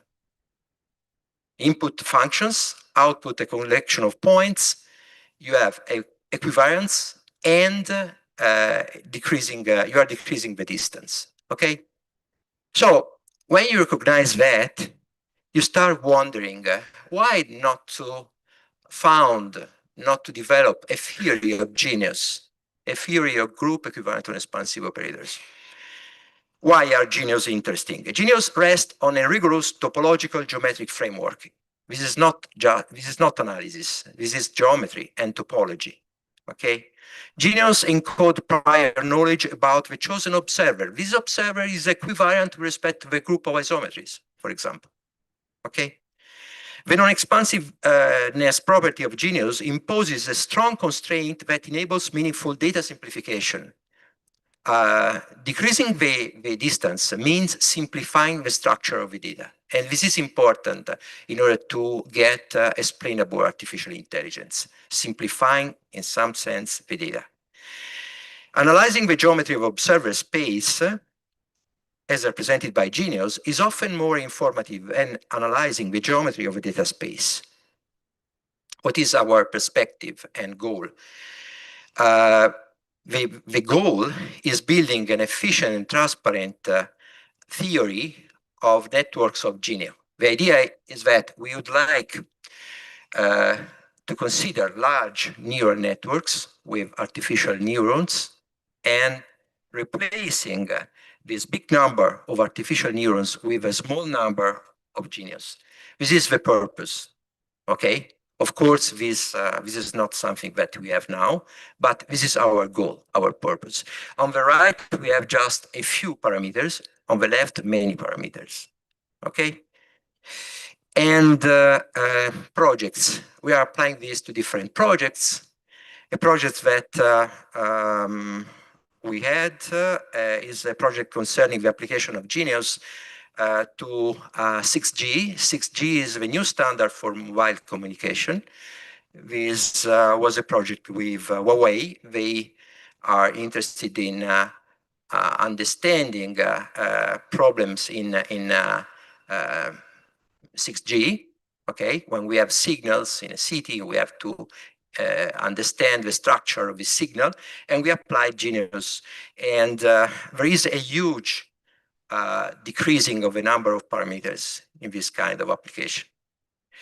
And another application was this project that is in action, Pandora.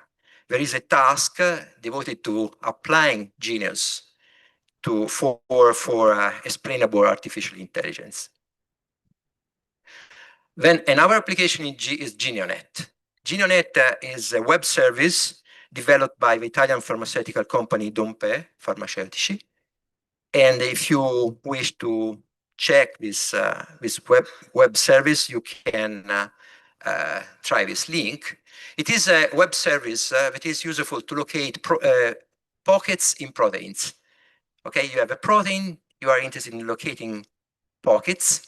You know, instead of using, as it was done, a small neural network, but we know when we say small, 500,000 parameters, okay, gives worse results than using a small collection of GENEOs with just 17 parameters. 17. It is not magic. It is that when we have the possibility of projecting the space of observers onto the space of interesting observers. Yesterday,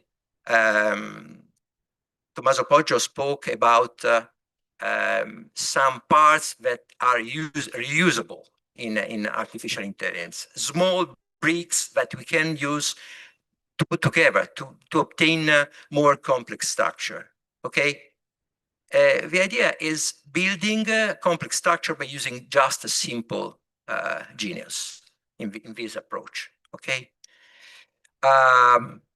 Good news, I'm a topologist, I'm an applied topologist. Good news is that when the space, I just say this briefly, when the space of data is compact, the space of GENEOs, that is the space of observers, is compact too. When the space of data is convex, the space of GENEOs is convex too. So, of course, you have to use the right metrics, but you get this result. And this means that if you can finitely approximating data, you can also finitely approximating observers when you use the right metrics. And if the output space of admissible data is convex, then the space of observers is also convex. But we haven't a practical way to determine which GENEOs we have to use. We just know that the space is compact. So an approximation is possible, but there is a lot of work to do here. From now on, I'd like to speak about the case where the information is given by functions. So GENEOs transforming functions into other functions, not graphs, not cloud of points, but functions into other functions. In this case, the distance we are considering is the max norm distance. Why the max norm distance? Because in my community, the community of topological data analysis, this is the usual norm we are considering. We could speak a lot about this use and some observation about this, but I have no time to give details about this choice. The action of an element in the group of permutations of the domain X of our functions is just this action here, okay? Now, there is a theory, so there are theorems, just a few examples. There is a representation theorem for linear GENEOs. There is a concept, that is the concept of permutant measure. I give you the definition, but here it is not so important. It is a measure of the set of all permutation of the domain of our signals that is invariant under the conjugacy action of a group on the set of permutation. Okay? There are measures like that, permutant measure, and we understood that for each permutant measure, there is a GENEO, and for each GENEO, there is a permutant measure. So there is a bijection between permutant measures and GENEOs, under the assumption that the set X is finite and the action of a group is transitive. Okay? This theorem is, in my opinion, interesting, but is useless, in the sense that you have to produce any possible permutant measure in order to produce any possible GENEO. And this is not easy at all. Okay? But anyway, you have a representation GENEO for that. If you are interested in the topic, I just list some paper where you can find the information I have described briefly now. The paper where we introduced the concept of group equivalent and expansive operator was this paper, combining persistent homology and variance group for shape comparison. Some topological results were proofs in this paper towards a topological geometrical theory of group equivalent and expansive operators for data analysis and machine learning.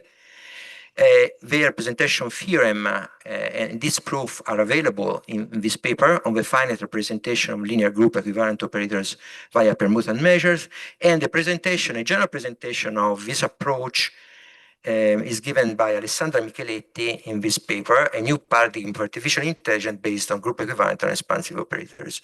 For applications, I selected 3 papers concerning the application of the theory of GENEOs to real cases, a novel approach to graph distinction through GENEOs and permutants,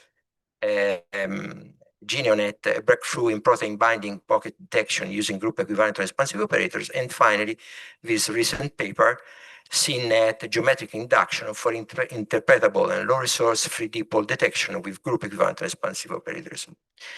Now, the last part of my presentation is devoted to describe the link between GENEOs and explainable artificial intelligence. Now we are no more speaking about size functions, we are speaking about GENEOs. So GENEOs are more complex than just computing size functions or persistence diagrams. The information, the takeaway message is that GENEOs can be used to quantify distances between operators having distinct domain codomain pairs. Here we can see 2 operators acting on data, and in some sense they are similar. What is the distance between these operators? Okay. The idea is the following one. We can say, okay, you can agree or not about this definition. It is just a proposal, but it is the proposal we are studying. An explanation, what is an explanation? We can say that an action of an agent A is explained by another agent B from the perspective of an agent C if C perceives A and B as similar to each other, so we need a distance here, and C perceives B as less complex than A. This is, in this approach, the formalization of explanation. We have to realize these 2 points. The first one can be obtained like this by using GENEOs. We take 2 different operators, this one and this one, described by these vertical arrows, and we need to define a distance. Pay attention, the domain and codomain are different. So it is not just the classical theory of surrogates, okay? How can we do that? The idea is measuring the commutativity of a diagram, okay? We have our observer here, our GENEO here, and another GENEO here. We define 2 GENEOs here and here with opposite directions. These are GENEOs, these 2, not these vertical arrows, these are GEOs. Think of neural networks, for example. 2 neural networks, and you have to measure the difference. You consider 2 different GENEOs here, and we have to measure the non-commutativity of this diagram by a cost function. So we are measuring, we consider the change of this black point to this following the green path and the red path. Okay, there is a distance. We try to maximize this distance varying the input data. So what we have done is defining translation genius between two different perception pairs. Okay. These morphisms, these operators, describe the possible logical correspondences between data represented in different perception spaces.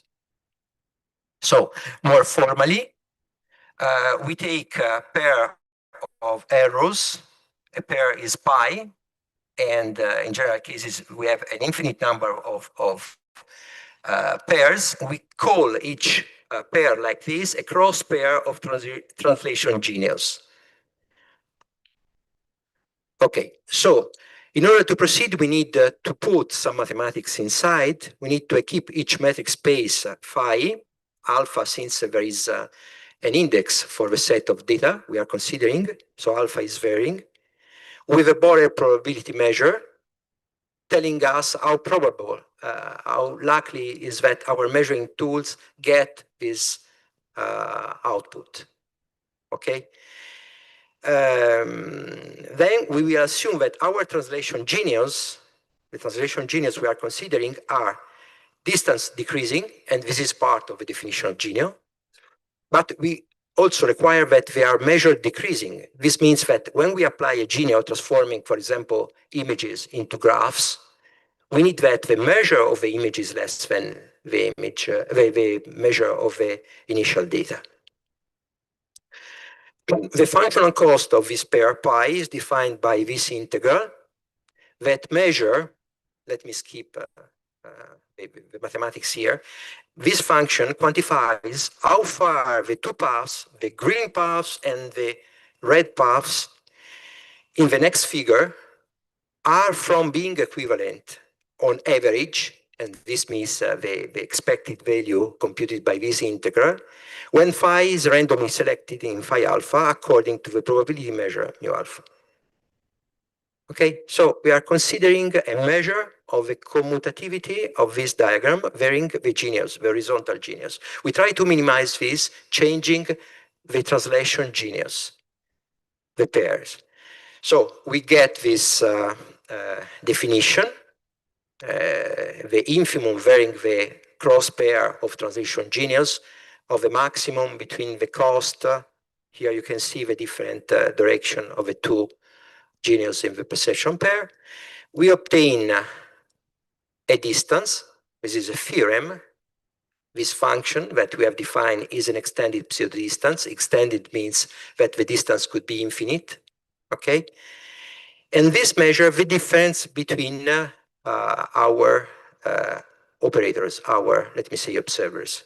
It is important to stress here that the non-expansiveness of genius is a key component in the definition. If you remove non-expansiveness, this is no more a distance.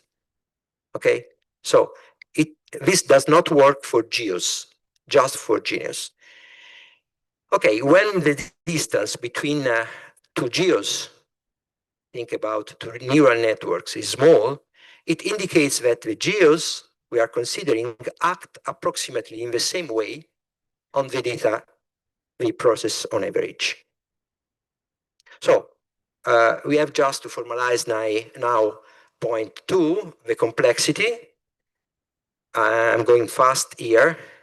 We consider, in order to define the complexity, an internal library of geos, a finite set of operators that are more important than others. And we associate to each geo in this collection a cost, a complexity of using that particular group equivalent operator. It is a finite number of operators. Then we consider the closure of this finite set, this library of geos, with respect to the composition and the direct product, and also associate to the use, each time we use a composition or a direct product, we have a cost. So we have a cost of the bricks, the element, the geos we are using, and the cost of the operation. Okay, and for each geo that we can obtain, we associate the minimum cost that we have to pay in order to obtain or approximate that operator by using these rules. Okay, so we have a complexity And the idea is building by using GEOs as Lego bricks. Now we are done. And essentially, my last theoretical slide is this one. What does it mean in this approach?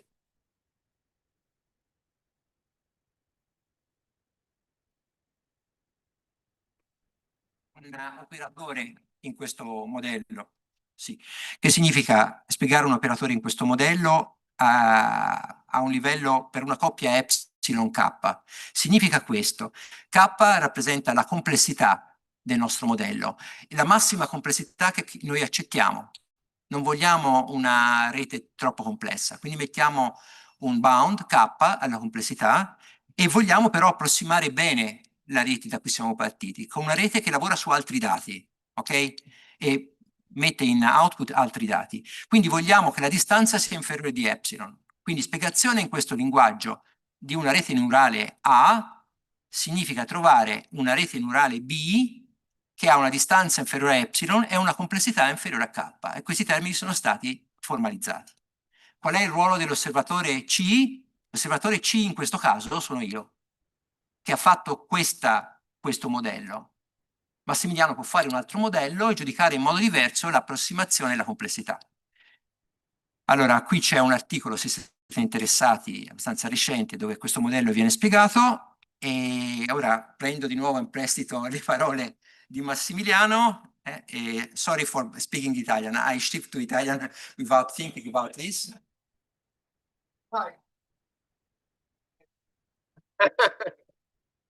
So you can read the journey continues. We do not know about the future, but there is a path here from size functions to GENEOs. And that's it. I thank you so much for your attention.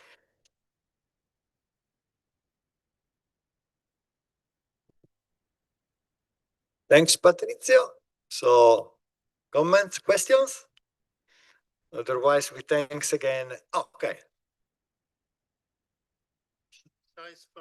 In the definition of size function, I had the impression that you use only the partial order on the real numbers. Am I right? The partial order, you use only x less than y, right?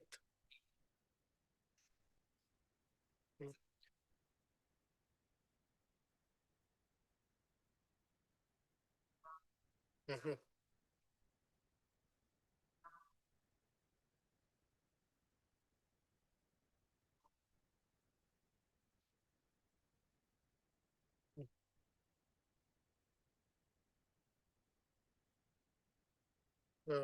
Okay, but so the question was, in the case in which you have multiple observations, so instead of R, you use Rn, do you recover the sort of additional information that you get by multiple measurement by using the partial order on Rn, or it's...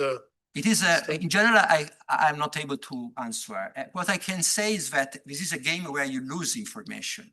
And so, in general terms, you are not able to reconstruct the original information that you input into the machine, into the operator. What you can do is trying to lose the information you are not interested in. But in general terms, I'm not able to answer. The order, if you say, if I give you n functions, phi1, phi2, phi n, and I change the order, do you obtain the same set of persistence diagrams for each line? In that case, you have a correspondence. In that case, for this line, we have another line containing the same kind of information. If you just change the order. The persistence diagram change, but in a clear way. If you change, but in general terms, what we are interested in is losing information in the right way.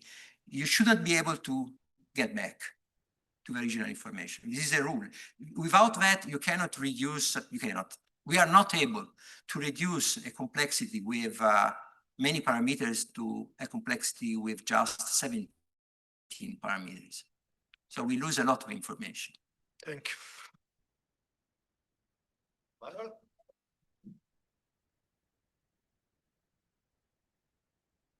Grazie, Ernesto. Thank you very much, Patrizio.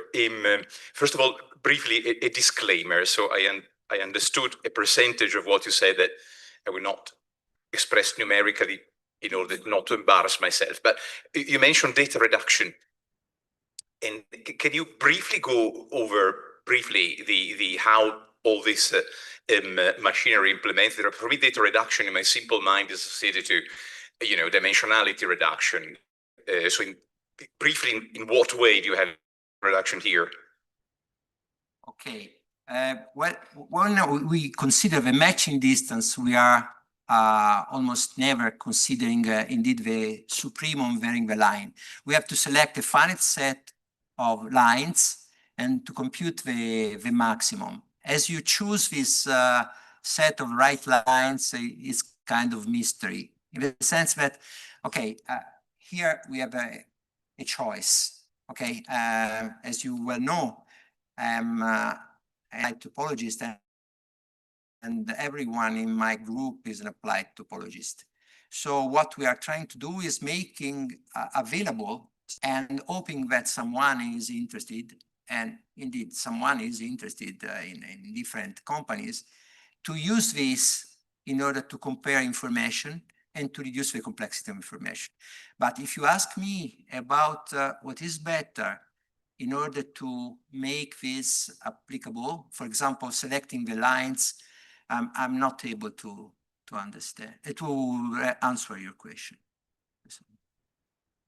So I think that we can continue the discussion during the lunch. We thanks again, Patrizio.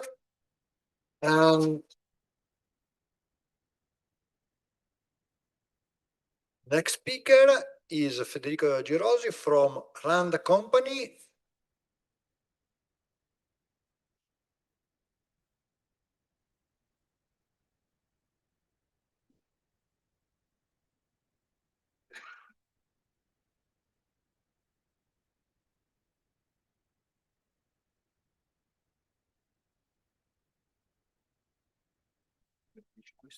No, questo, c'è anche un pointer? Magari? No, Non c'è vabbè, pointer.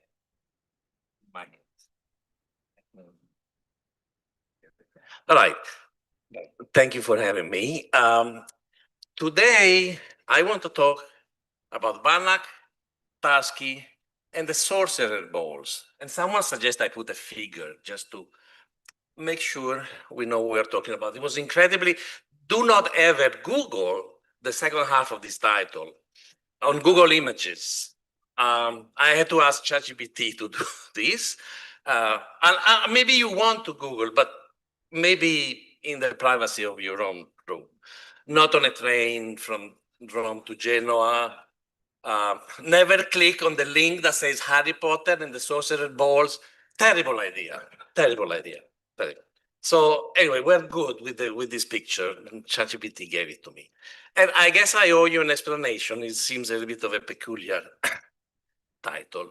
So when Annalisa asked me to come here and give a talk, of course I said, great. That was the first thing I said. The second thing I said was, crap, I don't have a talk. I don't have an interesting talk about computer vision, machine learning, quantum computing, or something that relates to Ale. Certainly I don't have it anymore.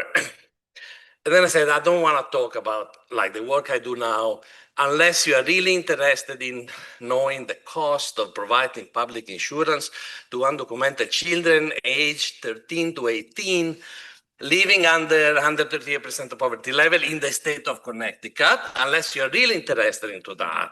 And also it doesn't relate to Ale. I wanted to do something that relates to Ale.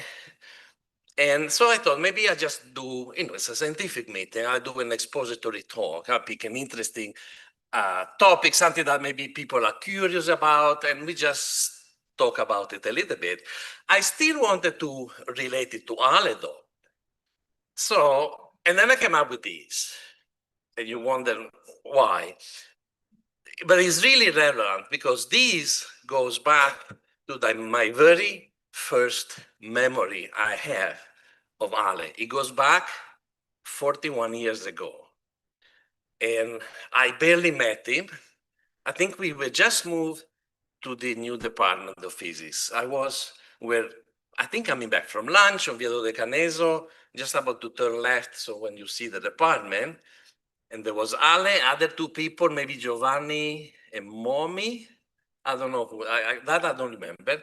But I remember Ale said, you know, I just read something really weird. There is this theorem by Banach and Tarski that says that you can take a solid ball, you can split it in few pieces, and then you can just shift them around, reassemble them, and you get two copies of the original ball.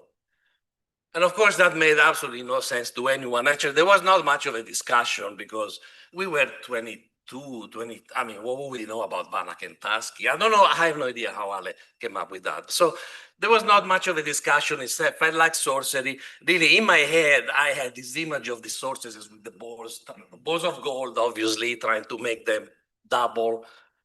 But that memory, then I put this in the category of things I will never know about it. And I completely forgot about this topic. And this memory disappeared from my head until December 2018, just a few days before Christmas. I'm in New Zealand in a cabin on a lake, sitting on the sofa doing nothing, as you, what else would you do? And out of nowhere, this memory that has been sitting there for like 35 years came to my head. And this image of Ale saying, there is this weird theorem by Banach and Tarski that says this thing about you can make a ball, take a ball and make double volume of the ball. And it felt, and the weird thing is, it felt like this happened yesterday. And so I thought, you know, if Ale thought about it, it must be important. But I mean, he's a very curious person. If he mentioned it, it's something that he thought about it. And I felt that it was my duty to investigate. So I Googled it.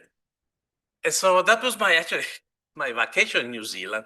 I Googled it and I said, well, at least I need to learn a little bit more about what it is. And to my surprise, I realized that actually it's a really weird result. But if you read, there are several expository proofs.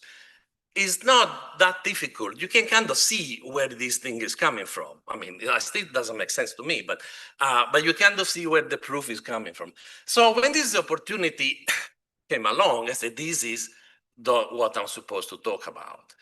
The weird, I have no idea where this memory came from. I have a million memories of Ale, and I bring them up all the time. You know, if I want to laugh or if I want to feel inspired or loved, I can bring up millions of memories of Ale, Daniela, the kids. This one has been sitting there for 35 years. And so now I wanted to share this with you because also I don't want to forget again. And so I figured now it's going to be on YouTube. And when I'm old and decrepit, I can come back to this one and I'll never forget this. So that's why I wanted to talk about this today. The problem that this theorem, I mean, the paradox of Banach and Tarski is fairly simply stated. This is I'll give you the modern version. The original one was somewhat more complicated. Over the years, things get simplified.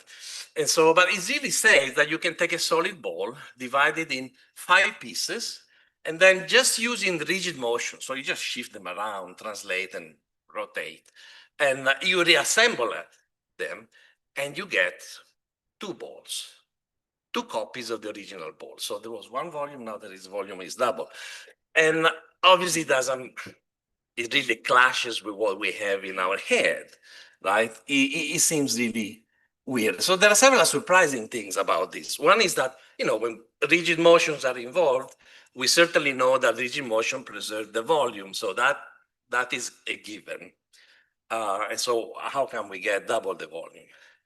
But the funny thing is that especially in the more recent proof, being such a weird fact about volumes, the proof has absolutely nothing, doesn't talk about volumes at all. There's just no mention. So that is an interesting, weird fact.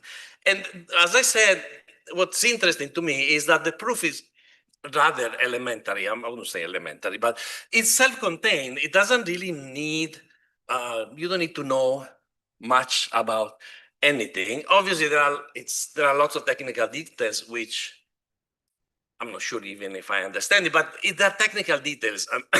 You can spend time and you can figure them out. And I'm not going to go through those. I'm just going to give you the intuition of the proof. But I think it's a really interesting thing. And the other interesting thing is that it relies on the axiom of choice, which is nothing but elementary, but you don't need to know anything really about the axiom of choice. It's just an assumption that you make and it's something that you use. So you don't need to know much before embarking on this proof. And the first surprising thing is that the proof really, which is about volumes and spheres, but actually starts from a discrete object. The really important object is this, what is called the free group of rank 2. We don't need to know anything about groups. It's just a very simple definition. Just take an alphabet, consider an alphabet of the empty string plus 4 letters, which think of them are up and down, left and right.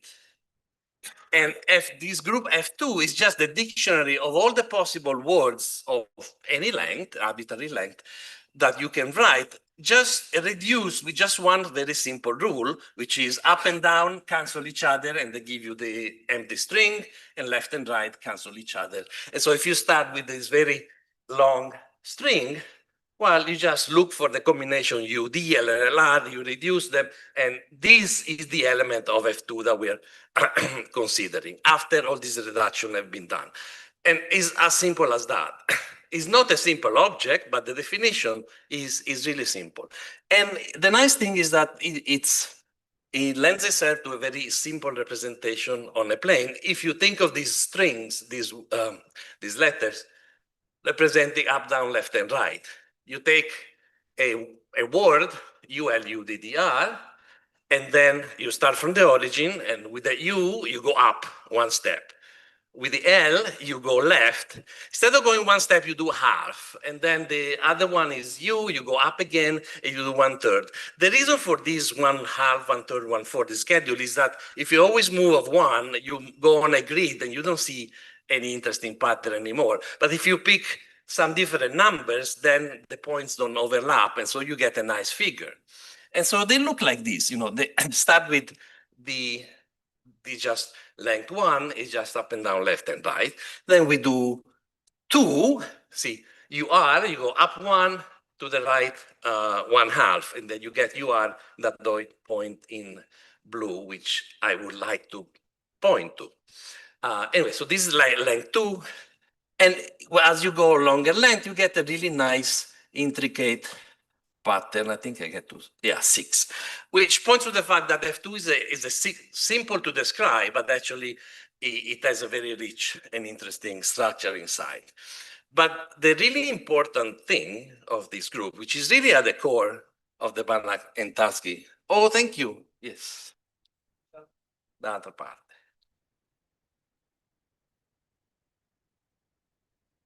No. Sì. Grazie.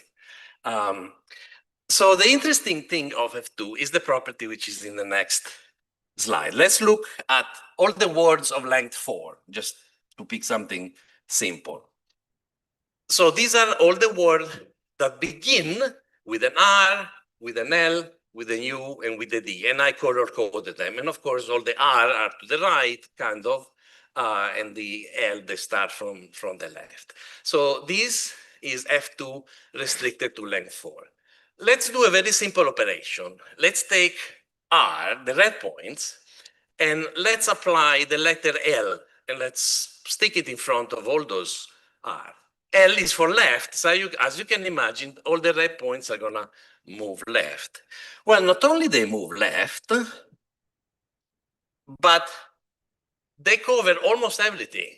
The only thing which is left, and which is this little piece in green, which is happen to be L. All the points begin with L. Let's do it in formulas. Maybe it's even easier. But basically what happens is that if you take R, shift it to the left, and add a piece of F2, which is L, you obtain an entire copy of the original set. You can kind of see where this is going. So F2 can be split in two. You do a little operation on one of these pieces and you reassemble it and you get a copy of F2. But F2 has 5 pieces. You can decompose it with the empty string, of course. All the words that begin with U, all the one with the D, L, and R.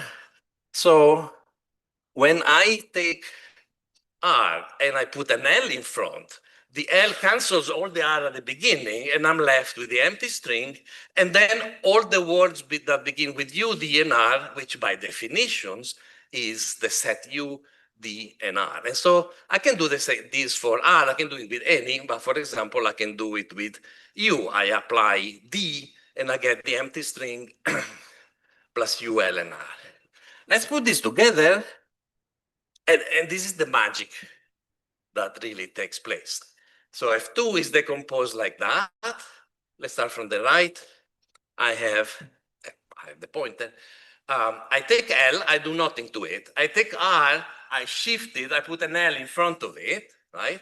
And when I recombine them, I get L, since LR is UD and R, when I combine L and LR, I get a copy of F2. I do the same on U, and I decompose F2 in 5 pieces. Then I take 2 pieces. I did a simple translation, basically, because geometrically, you know, apply L is like shifting to the left. And I obtain 2 copies of the original set that I have. And this, it gives you the idea of which Banach Tarski is going to go. Obviously, let's forget the fact that there is a couple of, this is like an extra blank. I'm going to forget about blanks. They are a bit of a pain, and you can define this as slightly different to absorb the blank. Just forget about it. It's just technicalities. So these, if I have to think of, there are like 2 really important steps in the proof of Banach Tarski. This is one of them. And obviously, this has nothing to do with the sphere, but what Banach and Tarski thought about is, well, let's take 2 and let's wrap it around a ball. They started, but they really start, you start with the surface of the ball. So like this sphere. So let's start from, let's do a pictorial representation. Let's start from any point of the sphere, and let's think of this string, this letter U, D, and LR as rotations now. Instead of, you know, picturing them moving on the plane, now every U and L, R, and D is a rotation, and you pick an angle. In this case, the original proof is the arc cos of 1/3, but basically you want any angle which is not a rational multiple of pi, otherwise you end up, few rotation, and then you end up in the same point as before. That would be silly. We want to keep going. And so now each word of FU is a sequence of rotations around the X and Y axis. And so we can wrap F2 around the sphere, basically. And so what we call, when we apply the entirety of F2 to a point, we call that an orbit. And it's just an infinite set of points that goes around the sphere. They don't really look like orbits. I plotting them, doing the same thing that I did for the plane. Let's start with the point P, which is the square, that square there. And then the 4 rotations, U, D, R, L, take me to these 4 points here. Here, obviously, it's very hard to see anything. You don't see that they are on a sphere. But if we do 2 letters, if we do 3 and 4 and 5 and 6, you start seeing, let's see, I may have another one, 8. You start covering the sphere. As I said, it's not like it's an orbit. It's not what you think like an orbit, but it's a sequence of points on the sphere. Now that we have mapped F2 on the surface of the sphere, we can apply the same decomposition we had before. Remember, I mean, the magic of F2 is that it contains 2 copies of itself. And so we can do the same decomposition. Instead of thinking of these abstract elements of F2, we think of these points on the sphere. And actually, you can do the same trick of taking the points which are obtained applying the R portion of F2, which are the black dots, and it works. If I rotate them, if I apply any rotation, a rotation which corresponds to the letter L, look, all the black points that cover almost the whole sphere, the only thing is left is the red points, which are exactly the points that correspond to the group, the subgroup L, the rotation in which the last rotation is L. So this is really F2 wrapped around the sphere. And so basically we have proved this decomposition. We are able to decompose this set of points lying on the sphere. We are able to decompose it in 5 pieces, take 2 pieces, we rotate them, and we obtain 2 copies of the same object. Now, this is, of course, for 1 point, but this is the key of the proof. Basically, anything we can do with 1 point, we could take multiple points. We can take a patch of the sphere, call it S, and the proof will work the same. I could still take the union of these points, and the proof will still allow me to decompose this new piece, these new sets of points in 5 pieces. So the genius comes in figuring out that I can choose a set S so that when I apply the entire group to S, I pick all the points in the sphere. No double counting, you have to be careful with that. I just pick all the points in the sphere. And then you are done proving Banach Tarski for the surface of the sphere. So what is this S that you want to come up with? Well, actually, is really simple. I mean, the sphere is naturally divided in this uncountably infinite number of orbits. For every point, I can generate an orbit, and then there is an uncountable number of points. But basically, the sphere is sliced in all these orbits. So in order to get no double counting or anything, I just pick 1 point from each of the orbit. That's my set S. When I apply the group to S, I'm going to cover all the sphere because each point generates an orbit, and then I'm taking the union of all the orbits. And so basically, the set S is the one to which I'm going to apply the entire group F2 of rotation, and then I'm done. Now, this very innocent statement that I can pick one of these points from each orbit, this is where the axiom of choice comes in. You kind of have to assume that you can do it because you cannot come up with an algorithm to do it. And so you need to say, well, this operation of picking 1 point from each orbit is possible, which is really the essence of the axiom of choice. So since we don't know how to do it, we just invoke the axiom of choice that says, yes, you can do that. You are allowed to do it. And then you're basically done. You have proved Banach Tarski for the surface, for the sphere. So because we apply the 5-fold, this magical decomposition of F2, and we can split the surface of the sphere in 5 pieces, and then we reassemble just using rotations. We don't know anything weird. I reassemble them with rigid motion, and I obtain 2 copies of the original sphere.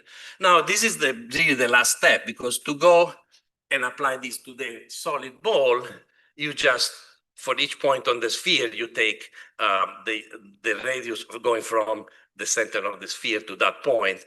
You're left with the center of the sphere that you don't know what to do about it, but that's all these technicalities that you need to deal with. But basically, you're done. This is really the essence of the proof. We have ignored many technicalities. One is the center of the sphere. The other is that F2 is this group of rotations. Each word of F2 basically is a rotation around some axis on the sphere. And that is a problem because the points at the extreme of the axis are invariant, so they don't move. So you have a countable infinite number of points, which is kind of bad. So you need to spend a little bit of time to remove them.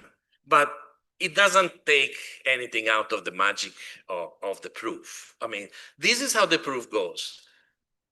The problem is that, okay, now we kind of understand where this is coming from, but it doesn't really, does it help in the sense that, okay, so I see this true, but why does this happen? And so you have to think a little bit more. Why does it feel such a like sorcery thing?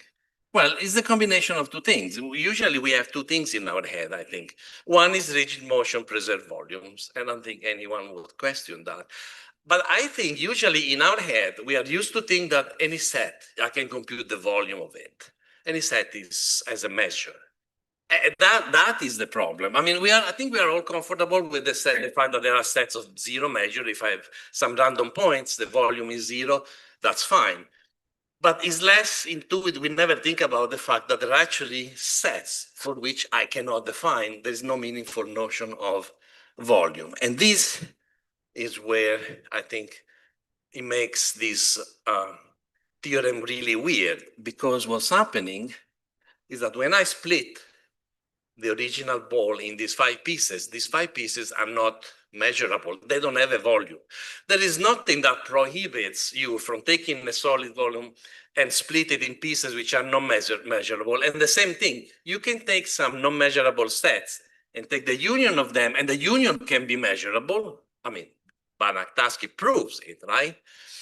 But you have no idea what's going to happen to the volume. And actually, another version of the Banach Tarski is that you can take a sphere the size of a pea and then split it in five pieces, reassemble it in a sphere of the size of the sun. Because when you reassemble these non-measurable sets, anything can happen, because they don't have a volume, so there's no way to predict what's going to happen when you rotate them and put them all back together. And this is kind of the hard. I think once you, I don't know, personally, when I look at this, I kind of make peace with this Banach Tarski. Okay, it's weird, but at least we're not violating anything fundamental. It's just a non-measurable sets are weird. It's not even obvious that non-measurable set existed until early 1900. I think the first example was Vitali gave an example in 1901. It was like on a circle in one dimension. And of course, houses of Banach Tarski work on this. In a way, Banach Tarski proves that there are non-measurable sets, is one way of going about it. There are just weird collection of points. They're like cursed objects. You can visualize them. One property that they have is that, and the reason for which they're not measurable, is that you can basically make an object of finite volume using an infinite number of copies of them. And so the problem is that you cannot give them, because they are copies, if they had a volume, they would have the same volume. But what's the volume? It cannot be zero, because you have this uncountable set, but then they form an object of finite volume, and it cannot be finite, because otherwise, since they're infinite, you're summing an infinite number of even small numbers, and you get infinite volume. And that's how Vitali proves that there is this set that is not measurable. But obviously, we never come across anything like this. What is interesting about, I find fascinating, the existence of this non-measurable set is intrinsically tied to the axiom of choice. So usually to show that something is non-measurable, you need to invoke the axiom of choice. What the axiom of choice is what we said before. Basically, it says that given any collection of non-empty sets, think of like the collection of all the possible subsets of the plane.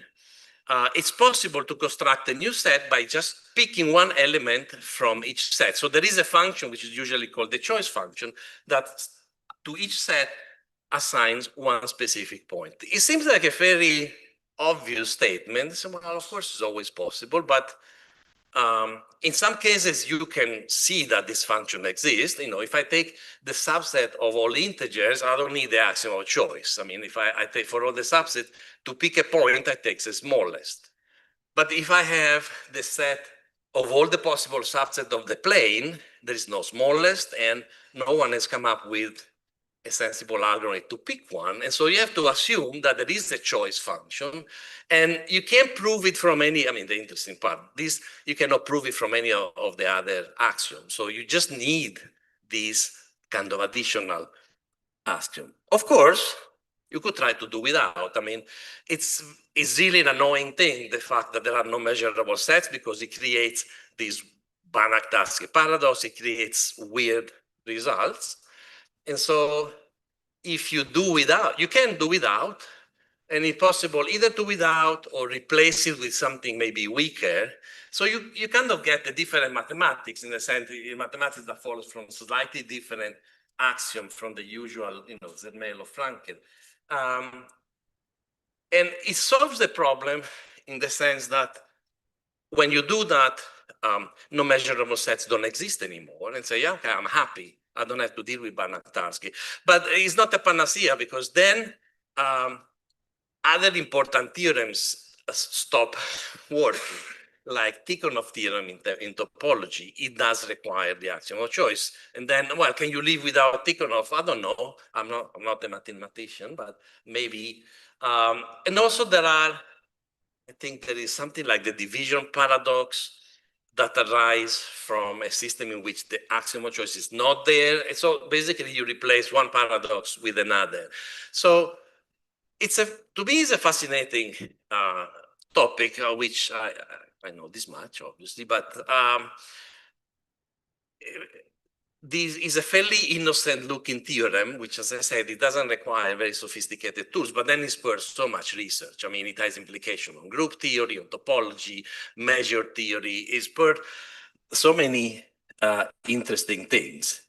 So that's why I think it was interesting, and maybe that's why Ale, when he read about it, he knew all of these and just didn't tell us, and it took me 35 years to figure it out. But yeah, of course, he just didn't want to share it with us. But I'm glad I got to share this memory today with you. I mean, if I have to summarize, I think, I don't know, I came up with 4 points. One is that this paradox, this theorem, is it all happens because the magic of this discrete group F2. I mean, that's really at the core of it. And if you want to become more comfortable with these weird results, just remind yourself that there are no measurable sets. They are weird, and anything can happen when you combine them. And so don't worry about volumes. Nothing bad is happening. It's just that is allowed because no measurable set exists. The other key point to me is that the existence of the non-measurable sets is really tied to the use. They go together with the axiom of choice. And then whether you want to lose it or replace it with something else, up to you. I'm perfectly happy living with this, with the Banach and Tarski, especially since Ale brought it up. I can live with it. And just happy that this memory came back, and so and then I got to share it with all of you today. And I think I'm early, but I think maybe we can eat early. I don't think that would be an issue. Thank you.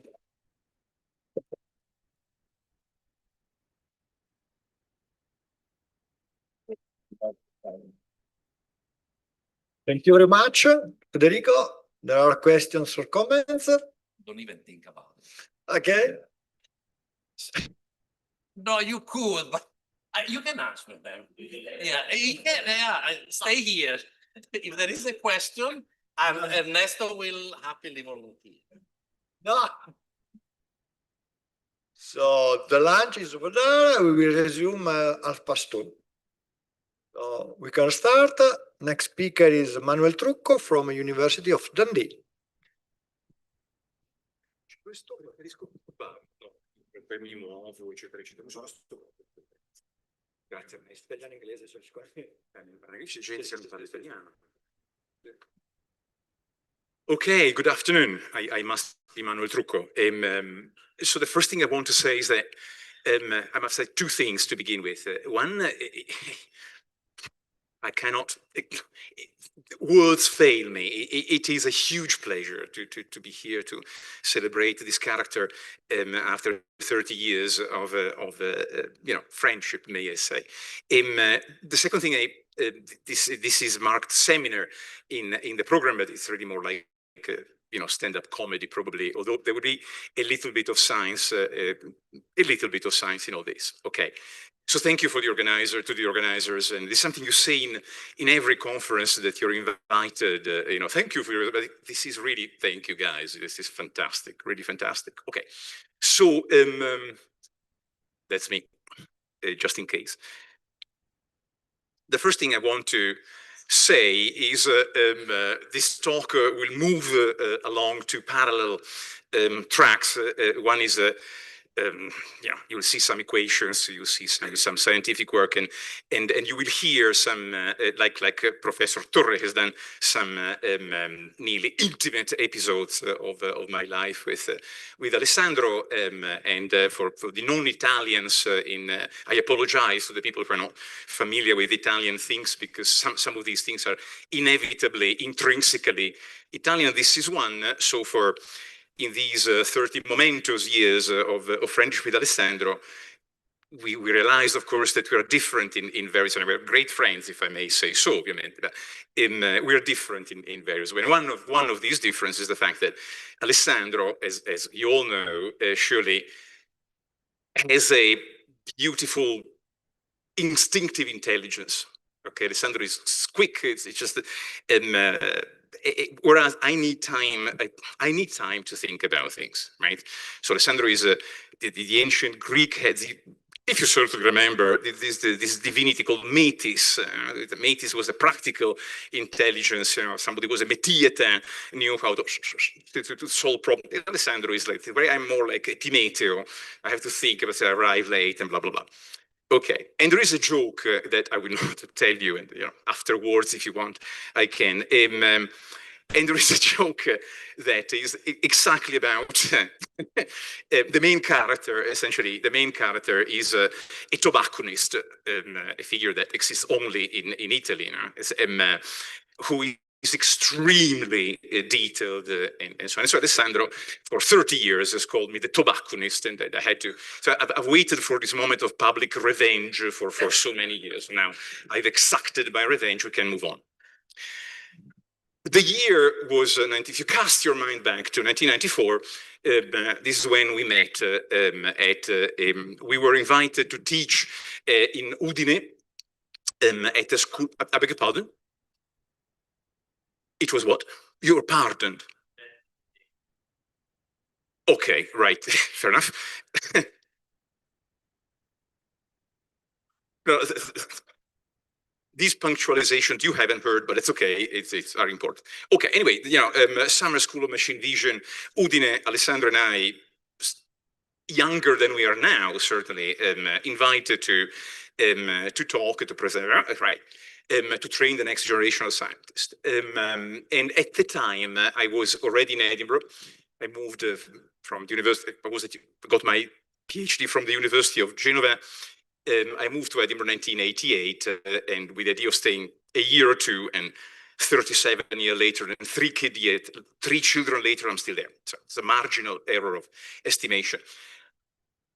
And these are, you know, statistics. And these are the things that were state of the art. Let this be a lesson to the youngster in this room. This was state of the art at the time. We were looking at building range scanners and writing software for range scanners. So the problem was reconstructing and then understanding three-dimensional shapes in the world. That was a state-of-the-art laboratory machine.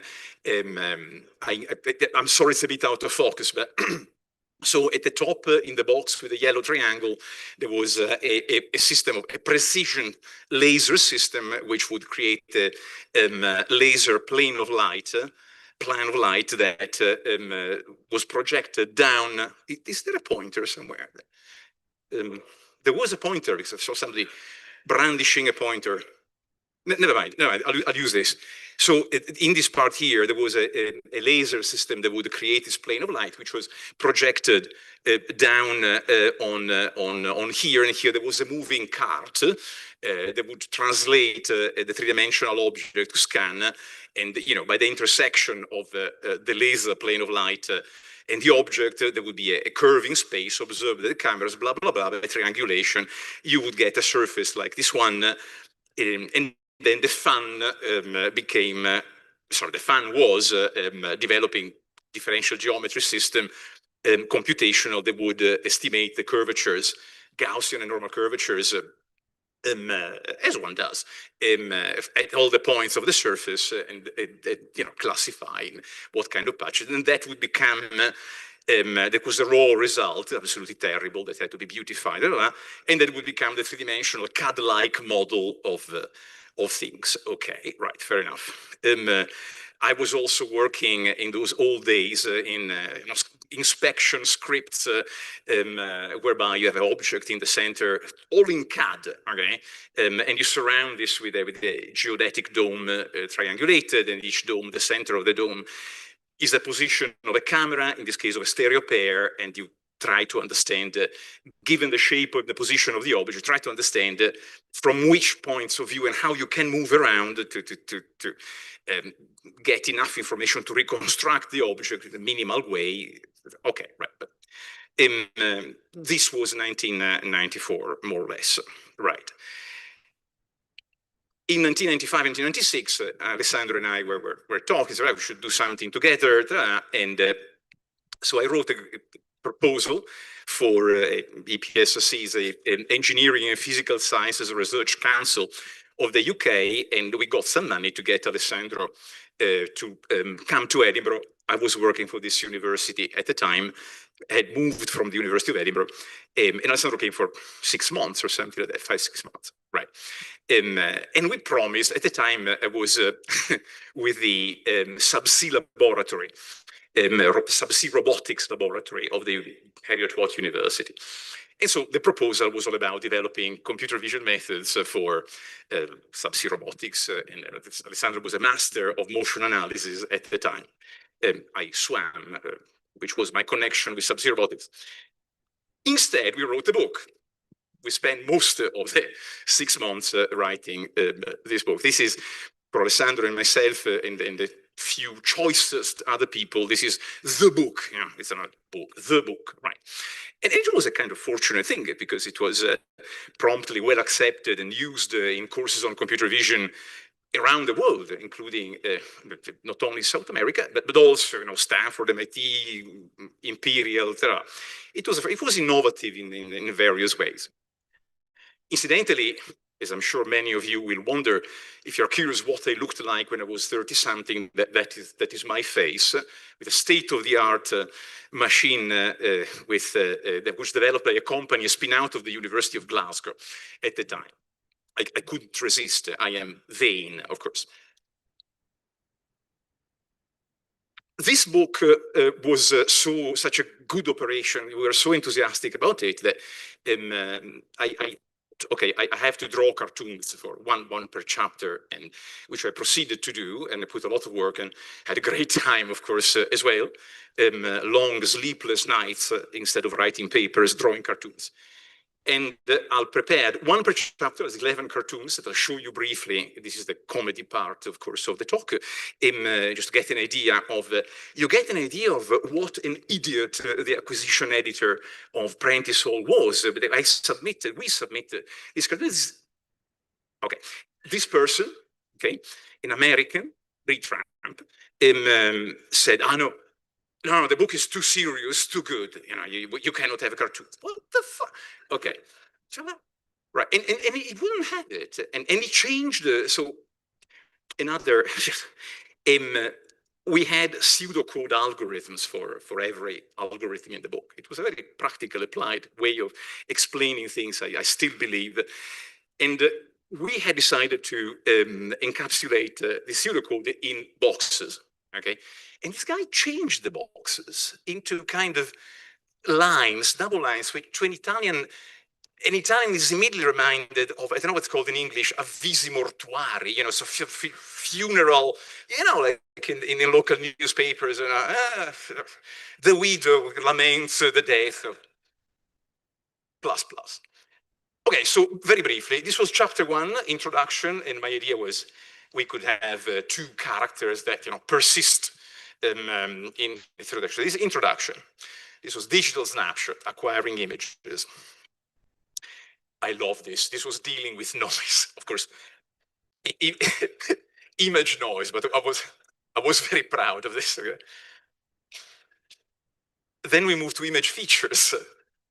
Okay, image features. It was, you know, edges, you know, the kind of fundamental pixel-related feature. But then we had more image features, curves, ellipses, and invariants, and things like that. Okay. And then we moved into the 3D. This is my favorite, calibration. Okay. We moved into the 3D part, calibration.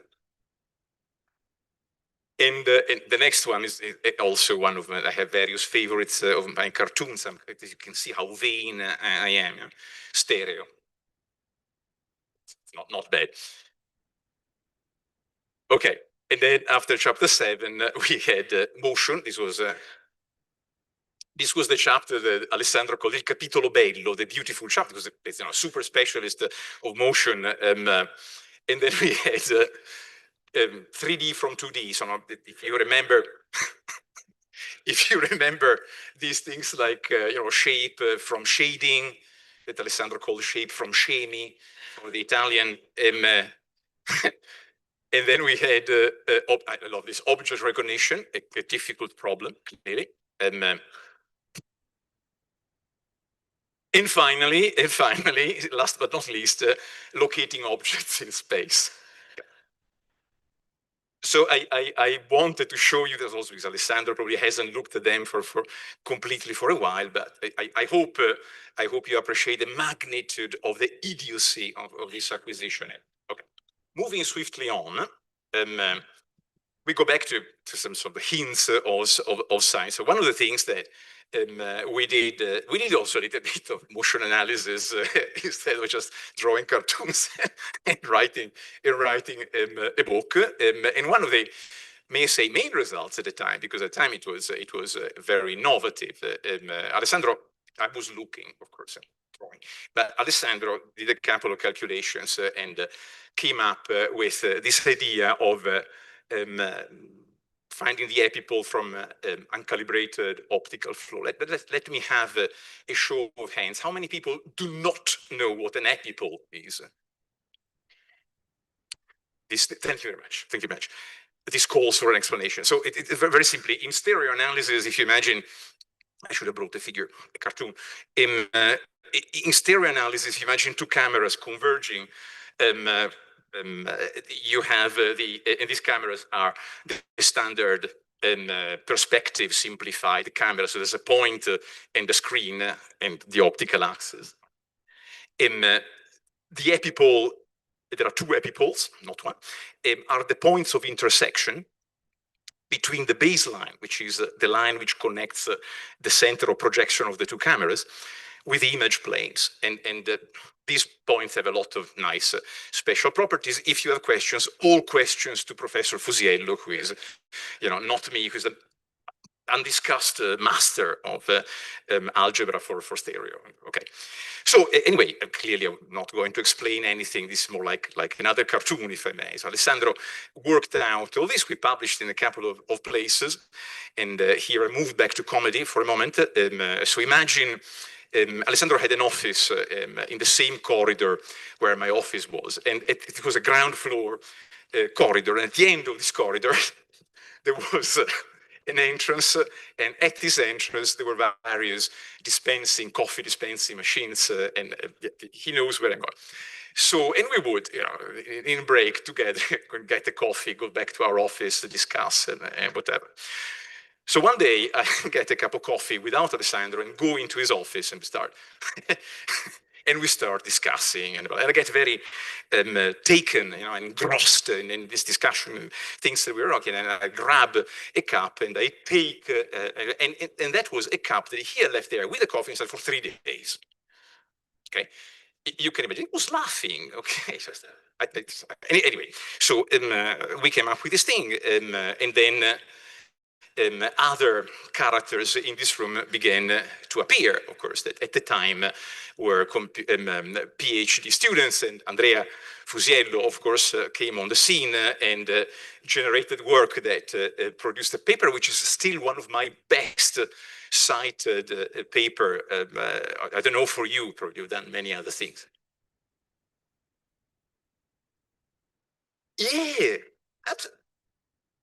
absolutely, absolutely. And okay. So again, I will not explain anything, but it's all having to do with algebra, clever algebra, applied to stereo. This was a state of the art at the time. There were no deep learning networks, no DALE or things like that. Okay. Anyway, and then another famous name came on the scene for a project that I think Francesca Odone mentioned yesterday. So I wish I had more time to prepare this talk because I got fantastic photographs of but you're still young, but say the younger Francesca sort of handling trouts, cadavers of trouts. Okay, there are many episodes I could tell you, but in the interest of time, I'll take some shortcuts. Okay. This was a serious piece of work. I don't know why you're laughing. This was a grant of the European Community Program FAIR, which had to do with agriculture, fisheries, and whatnot. So I was coordinator of this. Alessandro was a partner. And the point here, I have photographs on paper of the final contraption.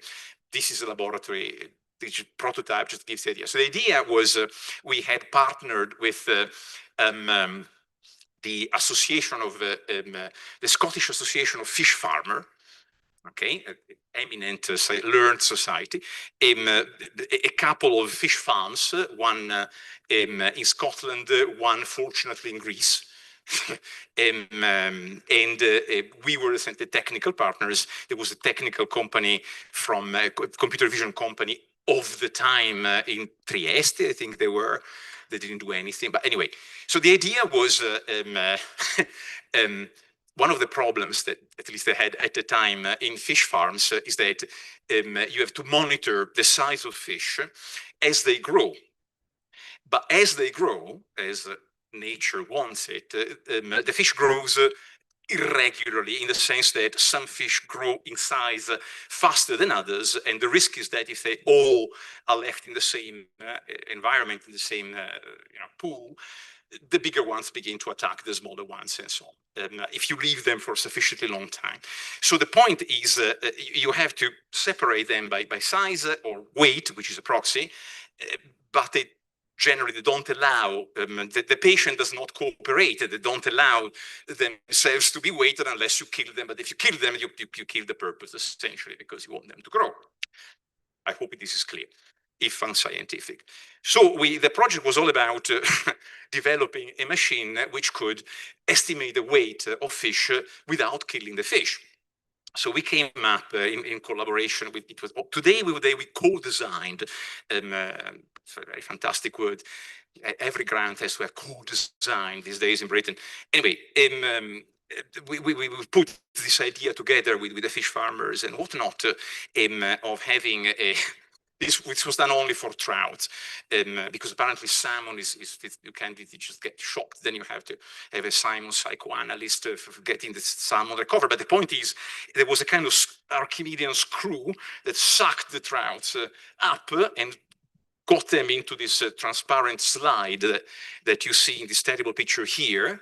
This is a plexiglass V-shaped slide, and then the poor fish would be thrown down this slide, and there was two cameras, one looking at the side, one looking from the top, which got two, the images were taken binarized, and from this silhouette, a number of features, of shape features, were extracted automatically, and an SVM, which at the time was the state of the art, would learn the relationship between these features and the weight, which was the ultimate target. Okay, needless to say, it never worked, but yeah, we did some work.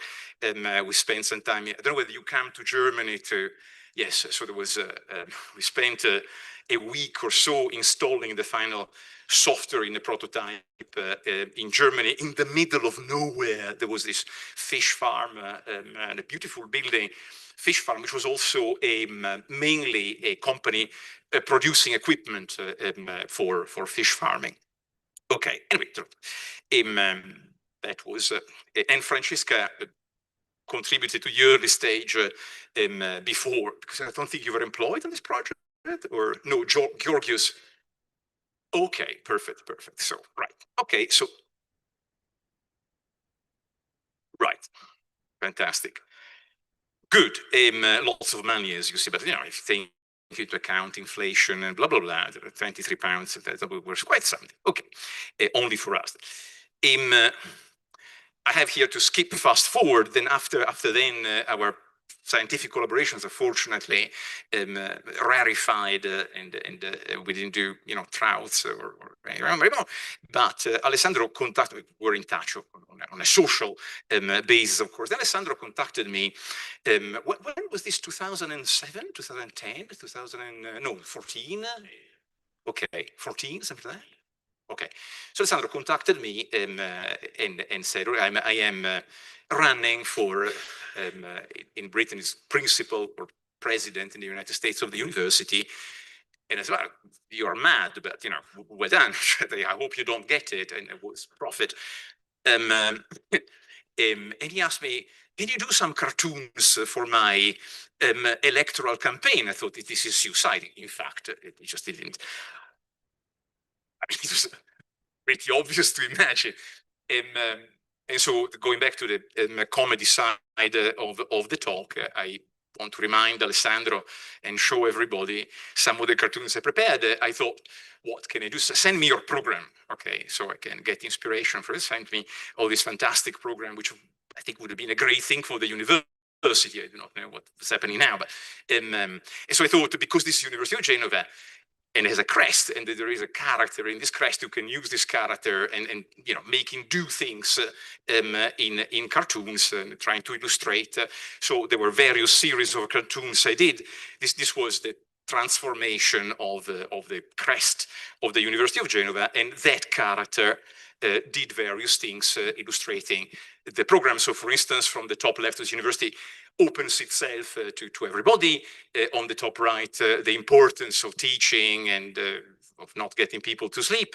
The university takes off, and that I do not remember, but it must have been something. It must have been something positive. He drinks wine, clearly.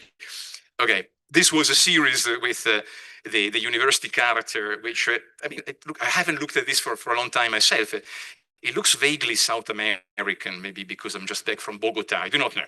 And then there was there were a few that did not have the man, but the illustrated concepts like removing bureaucratic barriers, removing barriers in general for students, the importance of research, and here. That's Genoese, I'm sorry, but okay, and taking care of I don't remember the environment, l'ambiente, and you had good ideas. You shouldn't have asked me to do cartoons. And finally, and here I apologize for non-Genoese people, I also thought, because this is Genova, how many people from Genova are here? Hands up. Okay, so, oh, fantastic, the majority. I apologize to the rest, but I thought, so Genova, like any other place in the world, has a rich cultural tradition, its own dialect, just need a language, people debate. And so I thought we have to have something like that. Right? The university created these two characters, Ping and George, who would, in an idle, clearly retired, in an idle, one of their many idle moments, fishing with Bolentino and things like that, discuss news from the university. The university opens up. Okay. Anyway, so that was sorry. Come? There is a question about should read it, but okay, but very briefly. So the one on the left says, dammi a mente, Pin, cosa ti vuoi? A università a Tornaswena, mia, proprio come gli altri, George, questo quello di sinistra. And that one on the right says, te sentivo, Pin, cose? A università a Sarve. Beh, anche a Buga. I'm sorry for the okay, satisfactory. So, okay, understandable. You asked, right? Okay, so and now let me be boring for 5 minutes. Just to. I said I'm vain, so I had to add a couple of slides to tell you what I do. when I don't draw cartoons or think of Alessandro and so on. So what I do is for like the early 2000s, I have a group that mostly in collaboration with the University of Edinburgh, we co-founded a program of analysis. How am I doing with time? Fine. A program of analysis of images and data of the retina. Curious, not only human, because we had veterinaries getting in touch. Can you analyze this retina of cats, hypertensive cats? Now, telling a cartoonist that a cat is hypertensive is a very dangerous thing. Anyway, the main thing we do these days, we spent about 10 years developing software, always clinically motivated, that look at the images of the retina, fundus camera, mostly like that one, images of the retina, and compute quantify essentially the geometry of the main retinal landmarks, like the optic disc, the macula, and above all the vasculature that you see in the eye. Okay. And once you have those measurements, then you can play the game of biomarkers, meaning, again, like co-design, it's kind of worth mining the retinome. Very sexy. Anyway, the point is, the question is, do changes in this case in the geometry of, but also other properties of the retina relate to, or are they signals of things that can go bad systemically? Like, do they tell you things about the risk of cardiovascular insults, insurgence of dementia, among all vascular, I don't know, chronic kidney disease, complications of diabetes, and so on. And the work is based around, so this biomarkers part, once you have the software for doing the measurements, is based on this triangle. This is a slide that I borrowed from another dear friend of mine, Alex Doney, who's a doctor. So you have this fancy word, the retinome, which is in real money, means any information you can compute from the retina. The other part is the genome. So any information, genome, you know what I mean. And the third part is clinical phenome, which means in good money, any information you can measure from the body that has not to do with genes, essentially. So this is the triangle of information, and you need data for this. We are fortunate to have access where I work and not to other parts of Britain and the world through collaborations to do pretty large amounts of data.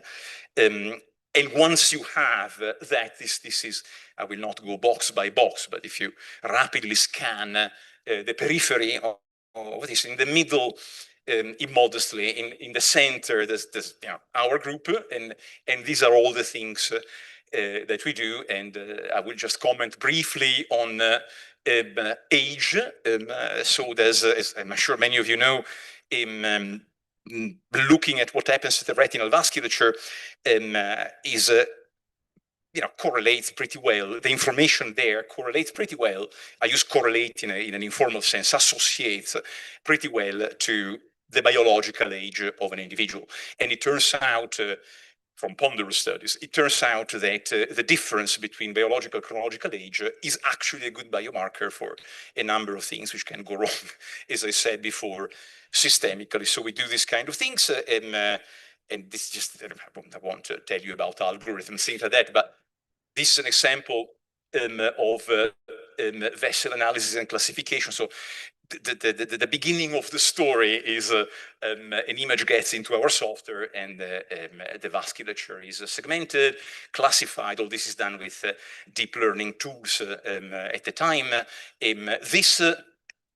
The most observant among you may have noticed that this is an elliptical image and not a circular image like the ones I briefly flashed on the screen before. So this is a different kind, well, this is the result of the processing, but it comes from a different instrument, which is called the laser scanning ophthalmoscopes, and generates images with a much larger field of view into the retina. And there are fascinating complications, like if you look at a small field of view, then you're looking at a practically planar part of object, okay? But if you look at, like in this case, nearly 200 degrees into the retina, you're looking at the surface of a sphere.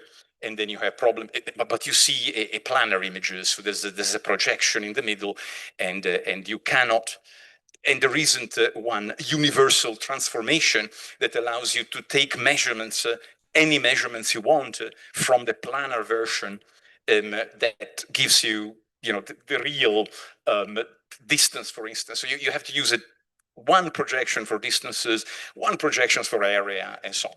Sorry, this is unnecessary detail, but just to give you an idea. And the last thing I want to mention for curiosity is one question we asked is, does the retina have to do with, how much does the retina have to do with genes, the genetic information? Is it complementary? Is it not? What features that they measure in the retina relate to the genome or not, and so on. And we did various things here. One feature that attracts the attention, particularly of doctors, because for a number of reasons, is the fractal dimension of the vasculature. Now, there is no fractal proper pattern, but this is a complex set of curves, and there are algorithms that pompously estimate the fractal dimension. This is not a fractal. So these are measurements, the numbers you get from these algorithms are measurements of, if you like, the complexity defined in a certain way, how tormented the pattern is, how many branches there are, and so on. This is something for which there is no ground truth. I can ask doctors to say, tell me what's the width, the caliber of the vessel in these points. I can ask them, trace the contour of the optic disc. But if I ask, what is the fractal dimension of this retina, I get a rude retort, as they say in English. They don't know. There is no ground truth. But it turns out that, it seems to associate with a number of things. So that is the basic idea behind the several studies. We've done the polygenic risk score. Don't ask too many questions on this because I'm not a specialist, but I understand that the polygenic risk score is prepared by doctors and is a numerical score obtained from combining various genes. It doesn't cover the whole genome, SNPs essentially, that are known to be connected to the disease that is your target. So for instance, if you're looking, as you were looking here, into cardiovascular disease, they know that some SNPs are connected with the risk of infarction and similar things. And so that was one thing to be put in, and plus patients' clinical information of other kind. So all the inputs are, if you remember the triangle I showed before, all the inputs come from the vertices of this triangle, and an AI statistical model would then compute the estimate of cardiovascular risk. And we did this with various data sets. These are the largest ones we used to date. One is UK Biobank, which is about 500,000 people, actually only about 50,000 of images of the retina. And for replication, a cohort in Canada, longitudinal study on aging, that's about 50,000 people with retinal images, but followed for 20 years, plus the data in Dundee. So it was a rather substantial thing. And we published 2 papers on this, rather visible, and this is one, but okay, just to show you that I don't only do cartoons, right.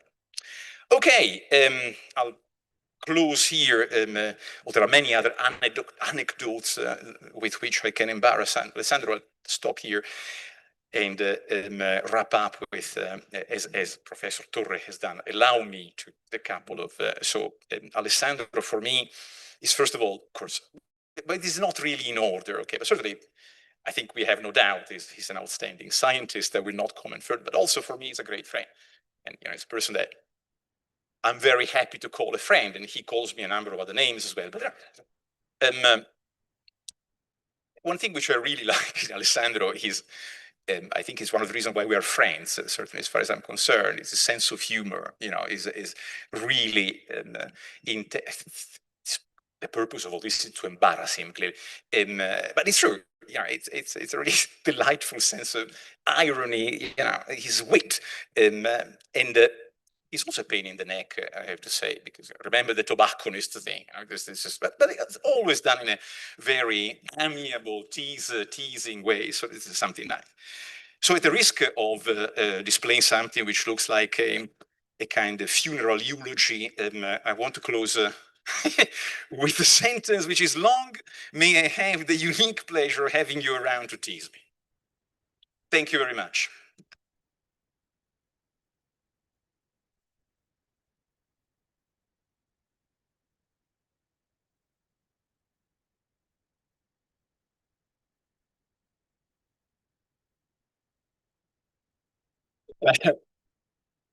Thanks, Manuel. And I know that there is at least one question. So you have to come back to the first slide.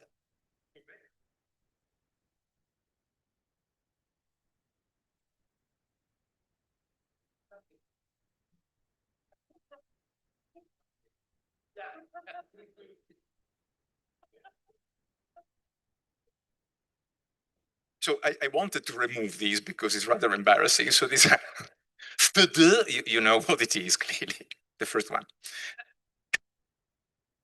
The others are fellowships of Learned Society. So it's fellow of the Royal Society of Arts, fellow of the National Association, this is very embarrassing, fellow of the International Association of Patent Recognition, felon of convicted felon CF of the British Machine Vision Association, fellow of the Asian Artificial Intelligence Association.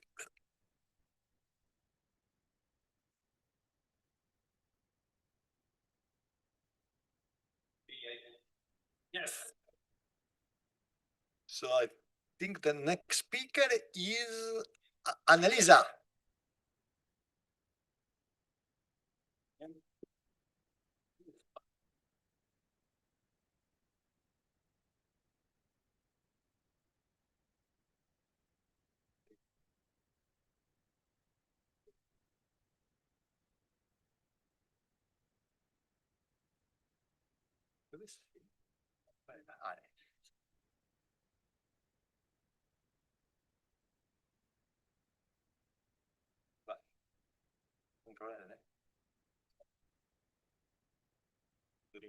Okay. Next speaker is Lorenzo from University of Genoa. Thank you. Right, so thank especially Manuel, because it's super easy to talk right now. I don't feel any pressure at all. Thanks, Annalisa, to let me go first. Right, and especially because, again, I was trying to condense a lot of thoughts and emotion in 10 minutes. It reminded me a bit the job that Francesca said she was tasked with. And it's not very easy, especially because, as you might know, Alessandro prided himself not to, oversell anything, which turns out in a pretty cryptic way in which you only get a glimpse of what he does and his achievements. And so you have to somewhat stop 1 second and realize that you cannot really give a full picture of what Alessandro has been doing over the years. Maybe this is the best picture, and so I pretty much give up giving you a full picture of what he did, then I only give you a personal picture and a slightly, as it's here, a projected picture, somewhat really growing the connection between how I grew up as I'm going to tell you, from a terrible student to a scientist, and maybe what we've been doing the last few months and years here. And so this is Francesco already talked about how you cannot, to do a 3D reconstruction of Alessandro, you have to stick to the 2D projections, okay? So the 2D projection I'm gonna do is how somewhat one projection, the early on was Sleep Guru, which is the first incarnation of a team around Alessandro that I saw, and then now Malga. And yeah, so as you saw here, a lot of people talk about computer vision. So I have no idea what this slide is, okay? But this was my thesis, okay? This was my thesis for a couple of months when I was a pretty bad student in physics. I came across Alessandro in a course of computer vision. I was enthusiastic. Annalisa asked for a thesis, and she was proposed a thesis on machine learning and information theory. And I decided that my favorite topic was artificial intelligence, so this was a dream come true. I was like, wow, that's amazing. And that's exactly what I want to do. And I went to Alessandro and says, here is a very interesting problem. And I was terrified to say that I didn't like it. And so I said, okay, I'm going to disappear for a couple of months. I tried to fix the code, and the code was not running. And then after 2 months, the code was running. I was like, I think I fixed it. Can I do something else? And that was kind of a pattern that maybe convinced. I feel a bit bad because I think I've been a terrible student. I don't know. I probably would be a nightmare to be myself student. I basically, it is a small story that somewhat represents how I more or less never said what Alessandro asked me to do over the years. And yet, whenever I think about how to do something, I more or less always think what Alessandro would do. So I think this is a good example of I just had to do something else. And we ended up somewhat doing what we did through the years.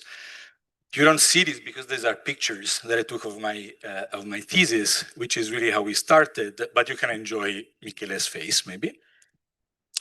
Michele was one of my two advisors, and we switched completely topic. And this was something new. Alessandro suggested we could look at the problem of how you do what is sometimes called model selection, aggregation parameter choice. At the time, these were the equations that would appear in every paper I saw, that you fitting data and regularizing and try to figure out the trade-off. And these smell like problems that were studied by other people at university, for example, Michele coming from inverse problems, but here there are other people like Mario Bertero and many others. Ernesto was mostly playing soccer, I think, at this point. But when I was crying, he was there to already comfort me when I was preparing my rehearsal of my thesis. And that's somewhat how it started. What you don't see there is that this is still 2001. That's still when I met it, just a couple of months after the first thesis. And this ended up my thesis. And then somewhat the following years were kind of went in a whirlwind, okay? So I felt like lots of things happened, so many that it's a bit hard to condense. And you know, there are lots of people here hidden. There are three equations. There are somewhat a long story summarized. The question was, is the first equation and anything to do with the second one? And it looked no. But then if you ask Ernesto strong enough, it could, you know, it's going to write something like what you see below. It explained to us that when you evaluate a function at a point, sometimes it becomes a linear map. A linear map is a linear operator, and all of a sudden the whole thing somewhat made sense. Then it turns out that it's a map that sends one function in the same function. Alessandro was not totally convinced this was a fantastic idea, but then after 25 years that we published the same paper, is a bit more convinced. And as you see, like, you know, they're pretty big shots here. You know, there is George again, there's part of the team, there is Tismail. That was a time, again, where we're somewhat from just studying a few papers from Fields medalist in a corner on the bottom of the second floor in Genoa, we turned up to somewhat start to do things that seem to be a little bit interesting. And again, here, I try to put dates, but they're gone. And I think somewhat this is, to me, this is the time that went when I start to listen to Ernesto explaining what was learning theory to maybe 2005, 2006, when I graduated and I got married. And those were the years where, again, I think when I started, I think we're maybe 2 or 3 people. Francesca was there, Max was there, Annalisa was there. But then I don't remember, it went pretty fast. I remember that in a glimpse, we were not 3 people anymore, okay? And there was this thing that you turn around, there were more people, and this was very nice because these people are not just there to play soccer, but there was a lot of discussion, a lot of different things. And again, at the beginning was computer vision, then there was learning theory, then it was combio, and there was always this trend that at some point, Alessandro would just let somebody else do something so that he was constantly moving on.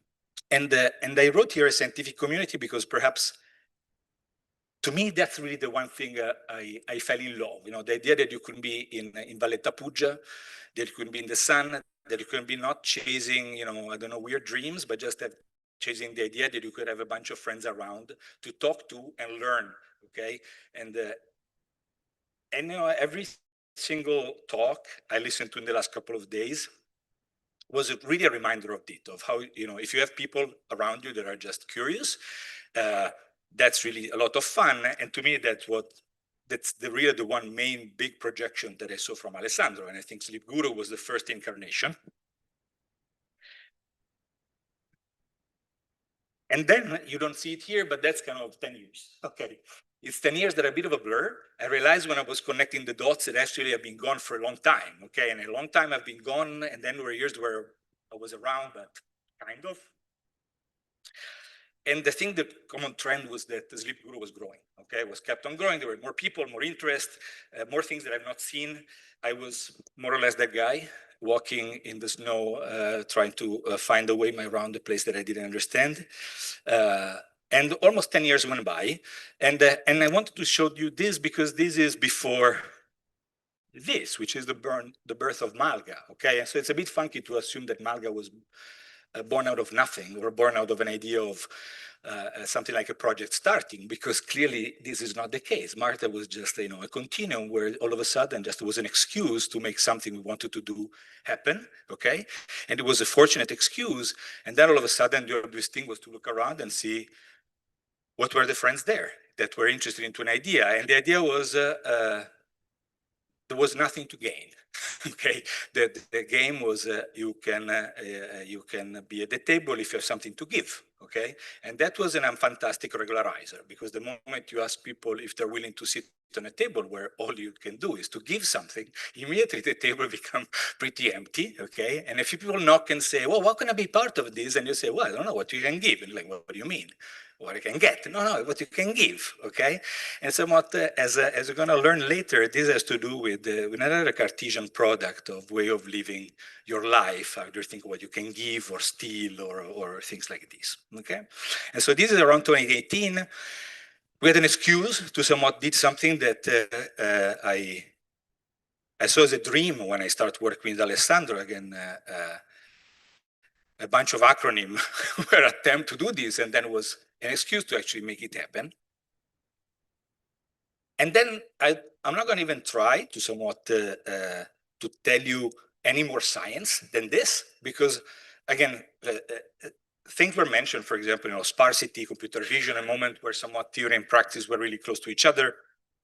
But then somewhat, this is an attempt to show you that what happened next is somewhat the final, I think, completion of a vision, where it's not just a person or it's not just a bunch of person working together. It's really just more like a community, which is now made of independent units. Malga is made of 5 units. They span from applied analysis and machine learning to physics of behavior and machine learning, computer vision, computational imaging. A lot of these are reminder of things that we've seen in the past. A lot of these are basically things that Alessandro touched upon and then decided to move on, mostly to leave space to somebody in a kind of amazingly altruistic and a bit too extreme way sometimes, perhaps. And again, I think this is just a teaser if you're curious to see what this become, and I think it's pretty big. And I think, again, is one of those cases where I'm never able to say the thing where there are parts and the union and one is bigger. This is, okay, to me, the fact that somewhat this came together, I think it's quite exciting.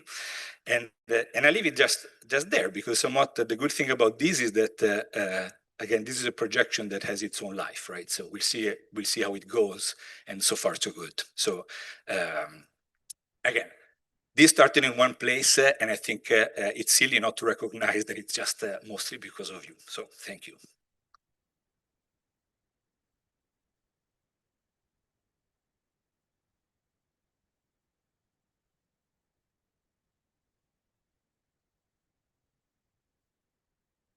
It's Annalisa turn. Thank you, Ernesto. Sorry. Editing.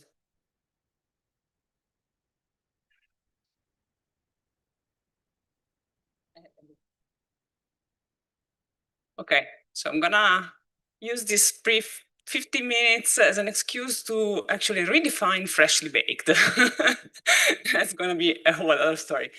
Okay, so I tried to wrap up what I learned from Ale, and it was very difficult. So I choose something that we haven't, like we mentioned in passing yesterday. Francesca mentioned this, and I think if you work with Ale, you cannot not know what this is about. So what I tried to learn from him, like I'm still trying to grasp and sort of mimic how he reasons and how he, approaches problems. And I'd really, really like to have like a fraction of his ability.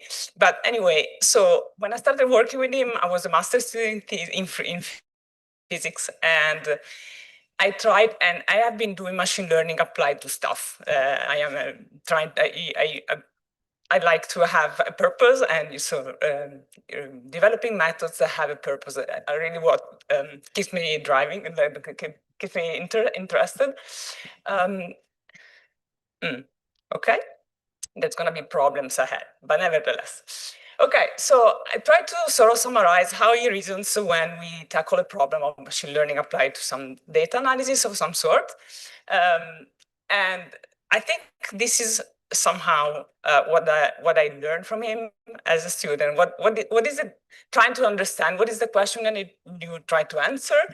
And what is the baseline? And how do you evaluate what you're actually trying to solve? And totally understand the data before introducing any complex, fancy machine learning method that is going around and is hype, possibly. And then I learned that when doing machine learning, everybody wants to show off their results and say that they reach 99.9% of accuracy and so on. And Ale taught me to think different. And if the result seems too good to be true, possibly either you're wrong, doing something wrong, or using the wrong metric. So think twice. And finally, if you cannot understand what's going wrong, maybe you should go back to the whiteboard and think again. So in a nutshell, I think that what I try to mimic is the critical thinking that he has. And this is kind of a regularizer. The other regularizer that I think I learned from him is the fact that the effect of time is a dramatic regularizer of everything. But nevertheless, critical thinking, that would be a digression. I'm not gonna open that. But trying to learn critical thinking cannot be done if you work with Alessandro without reading this short, small book. And I'm not sure how many of you are familiar with this book. If not, it's a half an afternoon read, and it's really worth. So I highly recommend it. If you're not familiar with the law of stupidity, I'm gonna show you, I'm gonna list them. And so the first law is that always and inevitably, everyone underestimates the number of stupid individuals in circulation. And the second one being that the probability that a certain person be stupid is independent of any other characteristic of that person. And if you start thinking about this and learning about the law of stupidity and try to actually use them as a lens of the real world where you live in, it's actually suddenly everything works better because you start understanding your own actions and everybody's actions.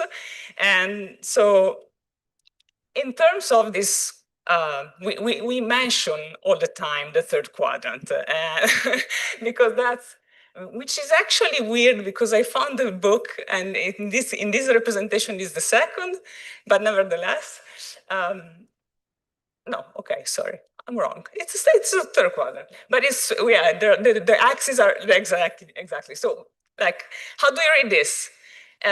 On one axis you have the personal gain of someone, and the other axis is the gain that by the actions that someone is doing, the gain of other people. So intelligent people provide gain for themselves and also for the other people, like the people that surround them.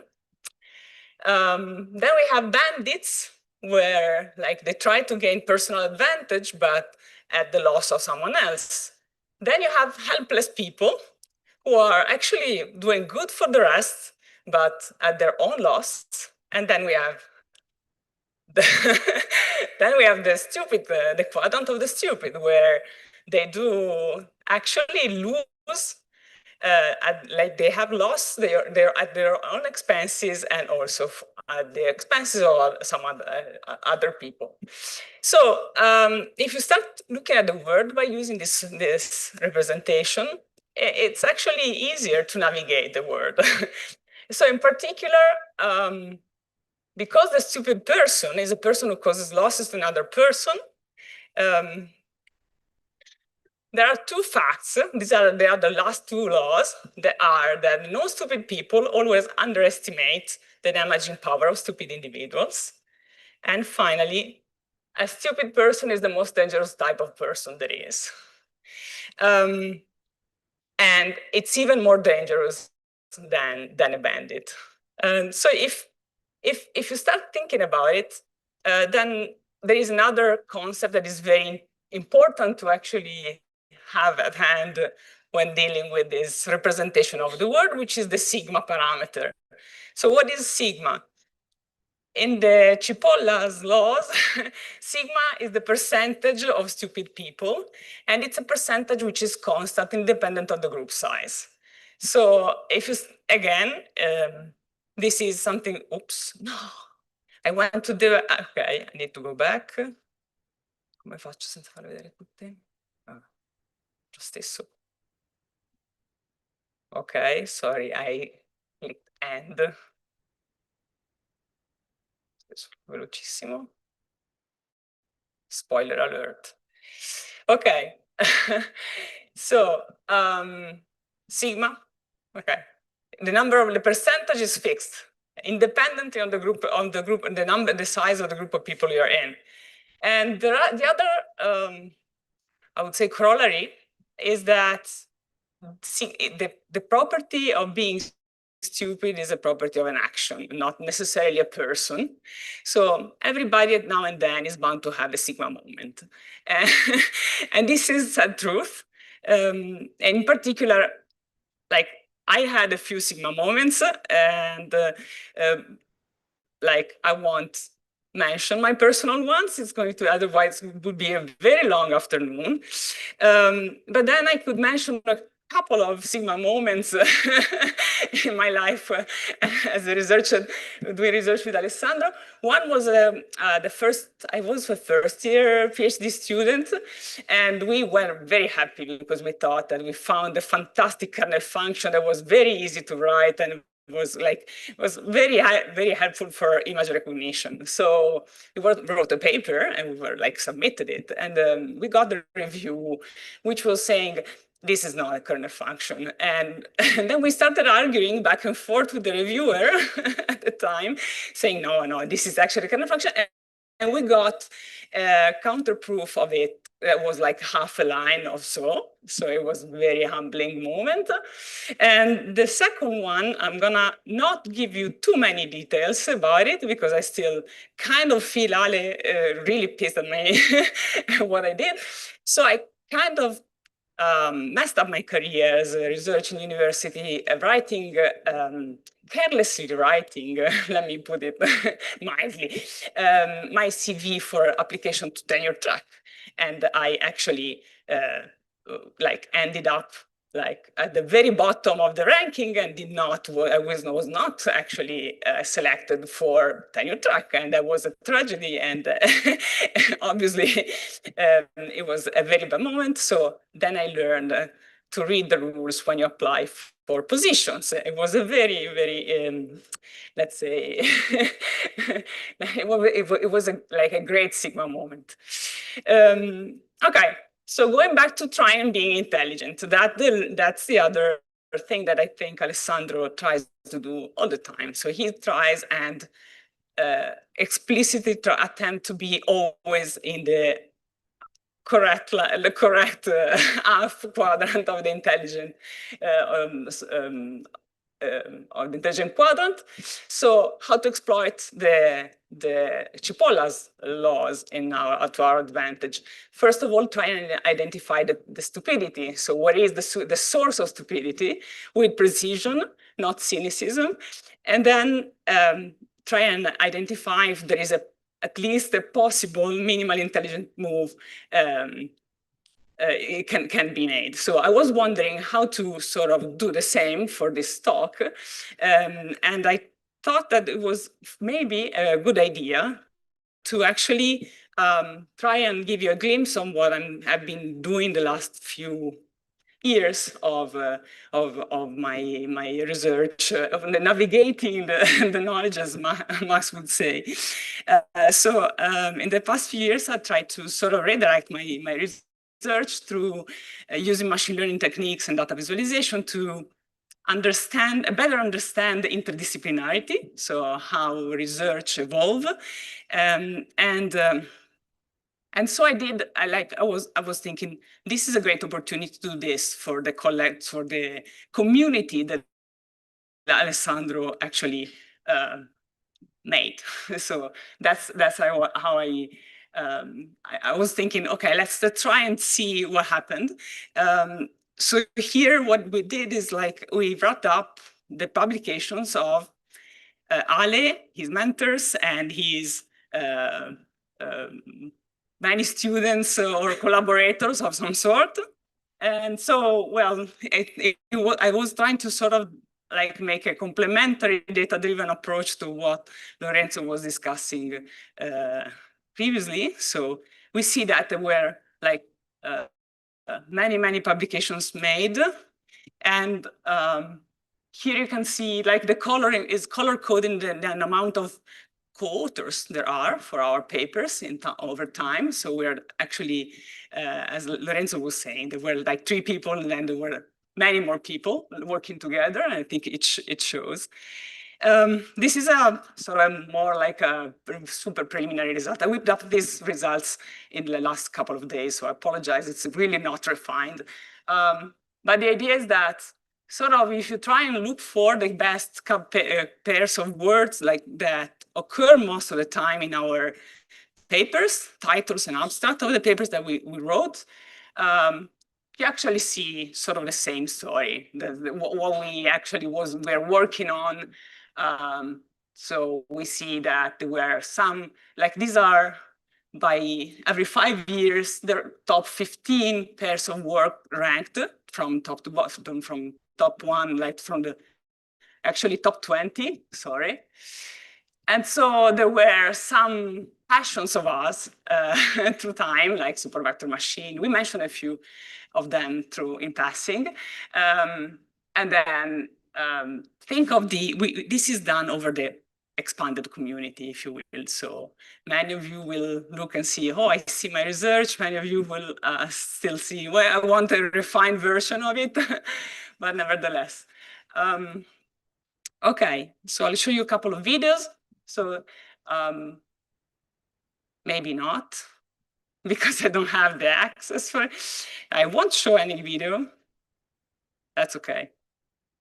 I still have an image. And so this is Ale's network. So representing like us, maybe the community that worked with him over time. I had a video that I cannot show, so I'm not sure if I have time to actually, because I just need my, I don't know, so. Do I have 1 minute? But I need my phone, so I don't know. Okay. Sorry, I didn't see. No. Okay. I just need to give myself permission to play the video.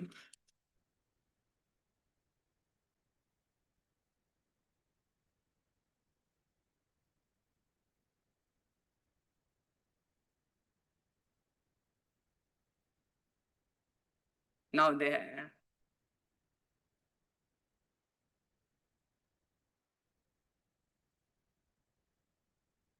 let's see if it works. Otherwise,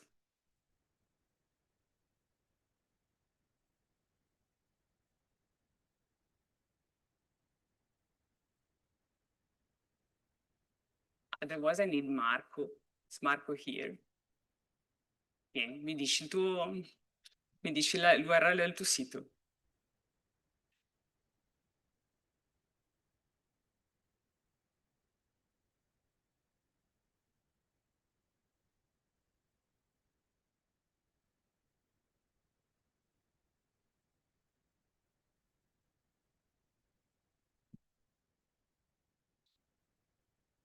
Non cadere, non cadere. Esatto, questo qua. 00 .github.io e fino qua. /cc _data _visualization _visualization. _ale.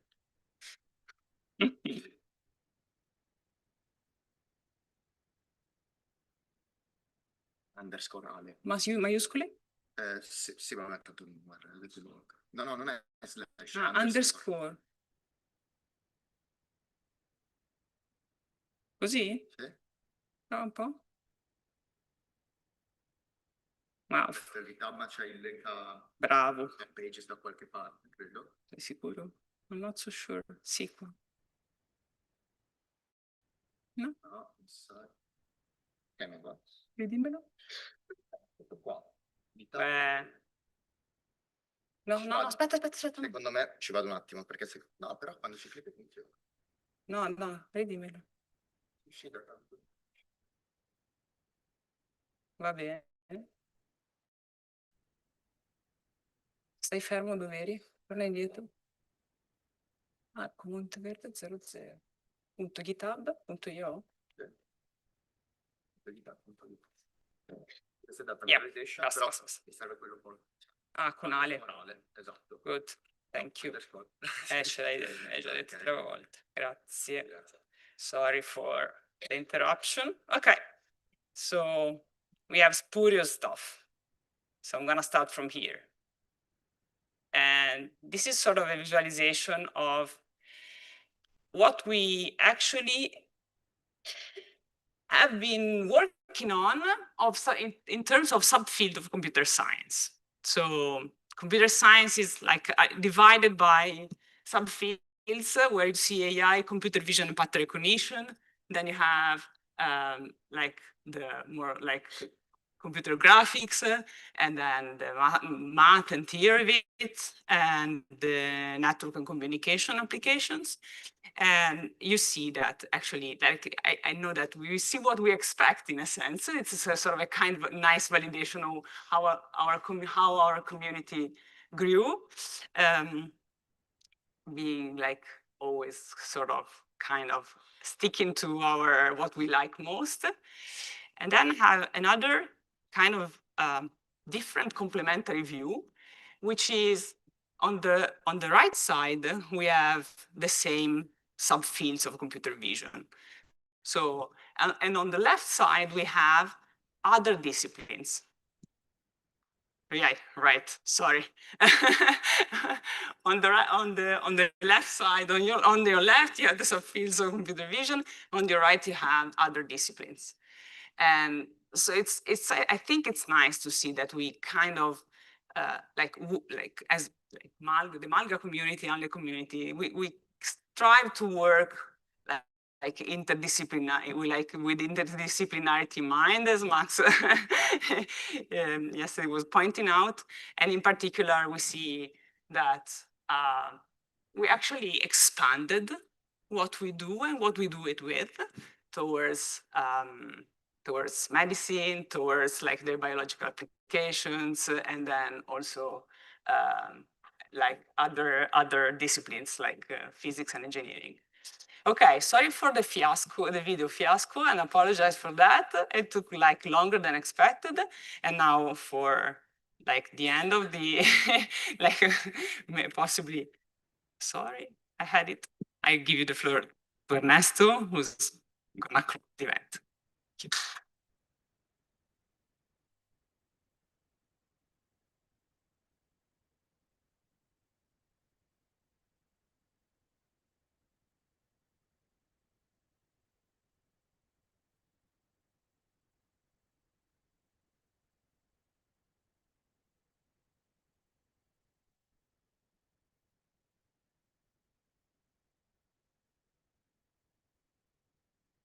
Okay, so first of all, I would like to thank the participant, the speaker, the organizer, Annalisa, Francesca, Giulia, Natalie, Nicoletta, Silvia, Filippo, and Lorenzo.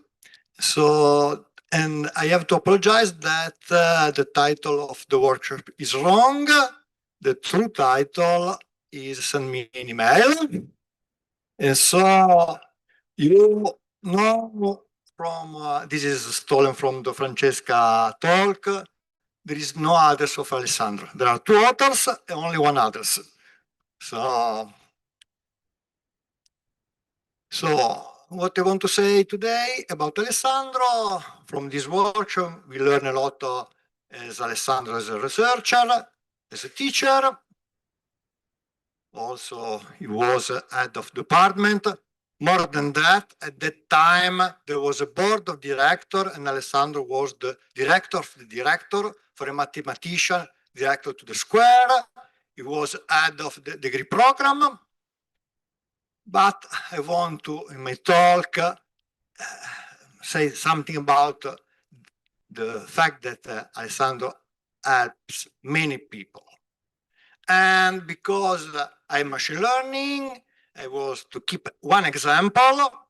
And due to the fact that, as I will explain, I need to violate some privacy, and I decided to tell about me.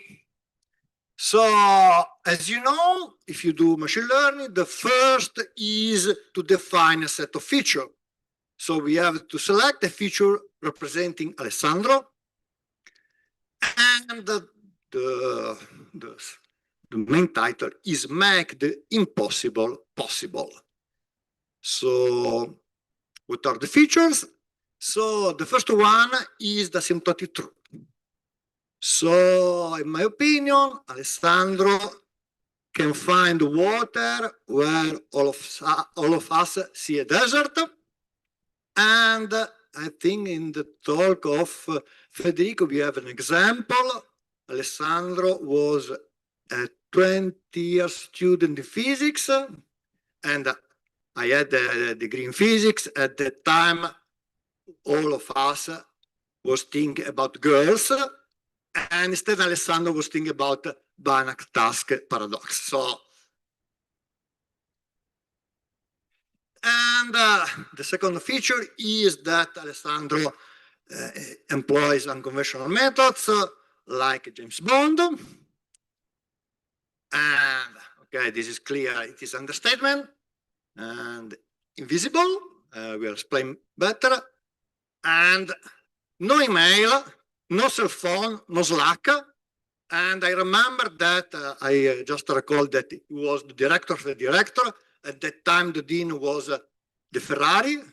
At time, he called Alessandro, and the answer was, I am Emanuele. I am drinking a beer on the beach playing the guitar, because Alessandro gave to the dean the cell phone of his son, which was quite funny, but this is Alessandro.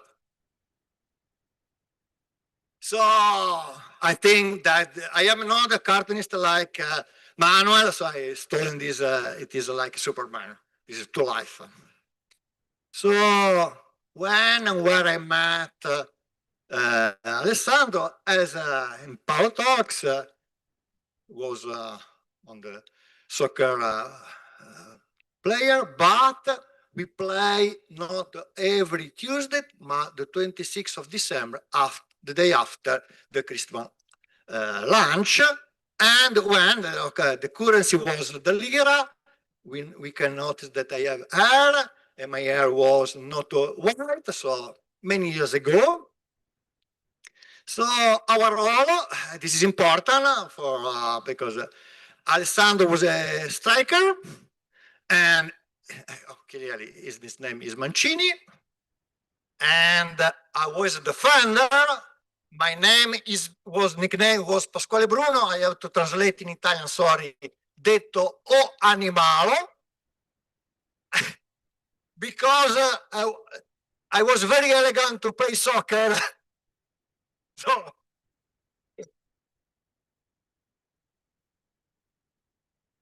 And okay, our contribution to the match, Ale was a fixed point in attacking area.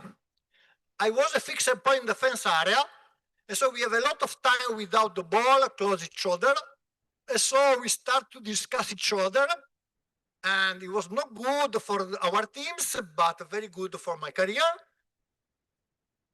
So, and as in the Lorenzo talk, our first interaction, at that time, Alessandro was flying every week to this obscure university. I think his work was called MIT.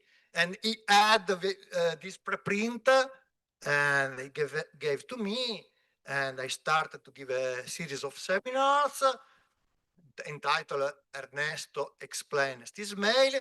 And the series was longer than the House of Dragons and with the same amount of blood because I used too much symbols. So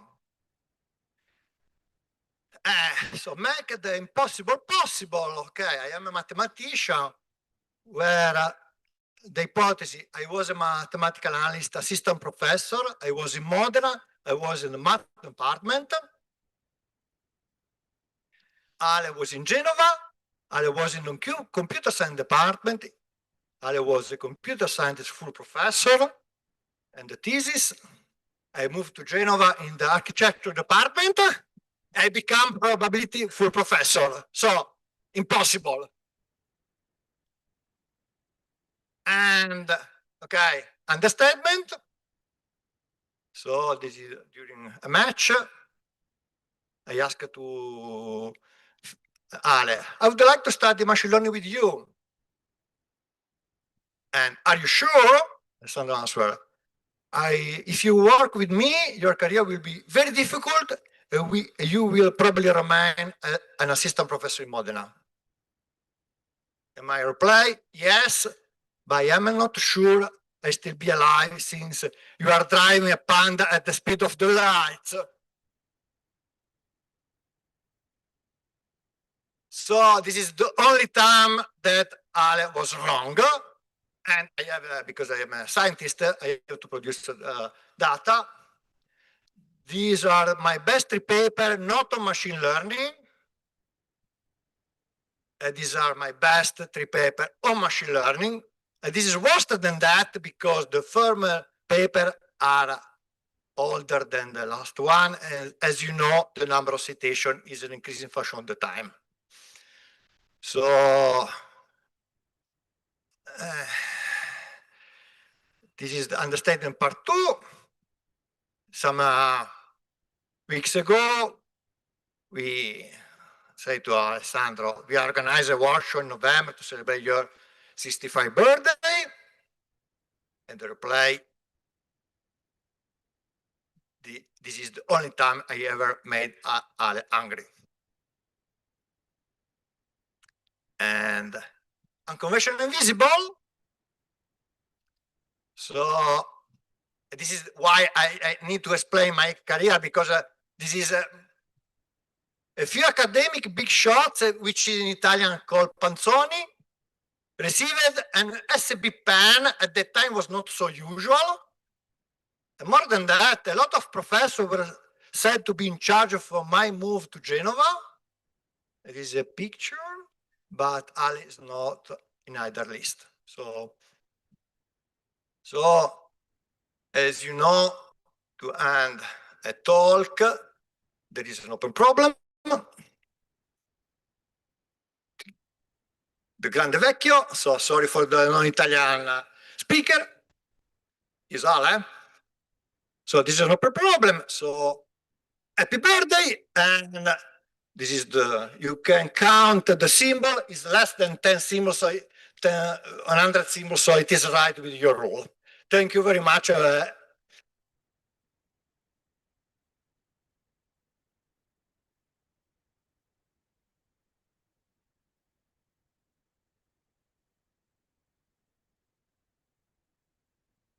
Okay.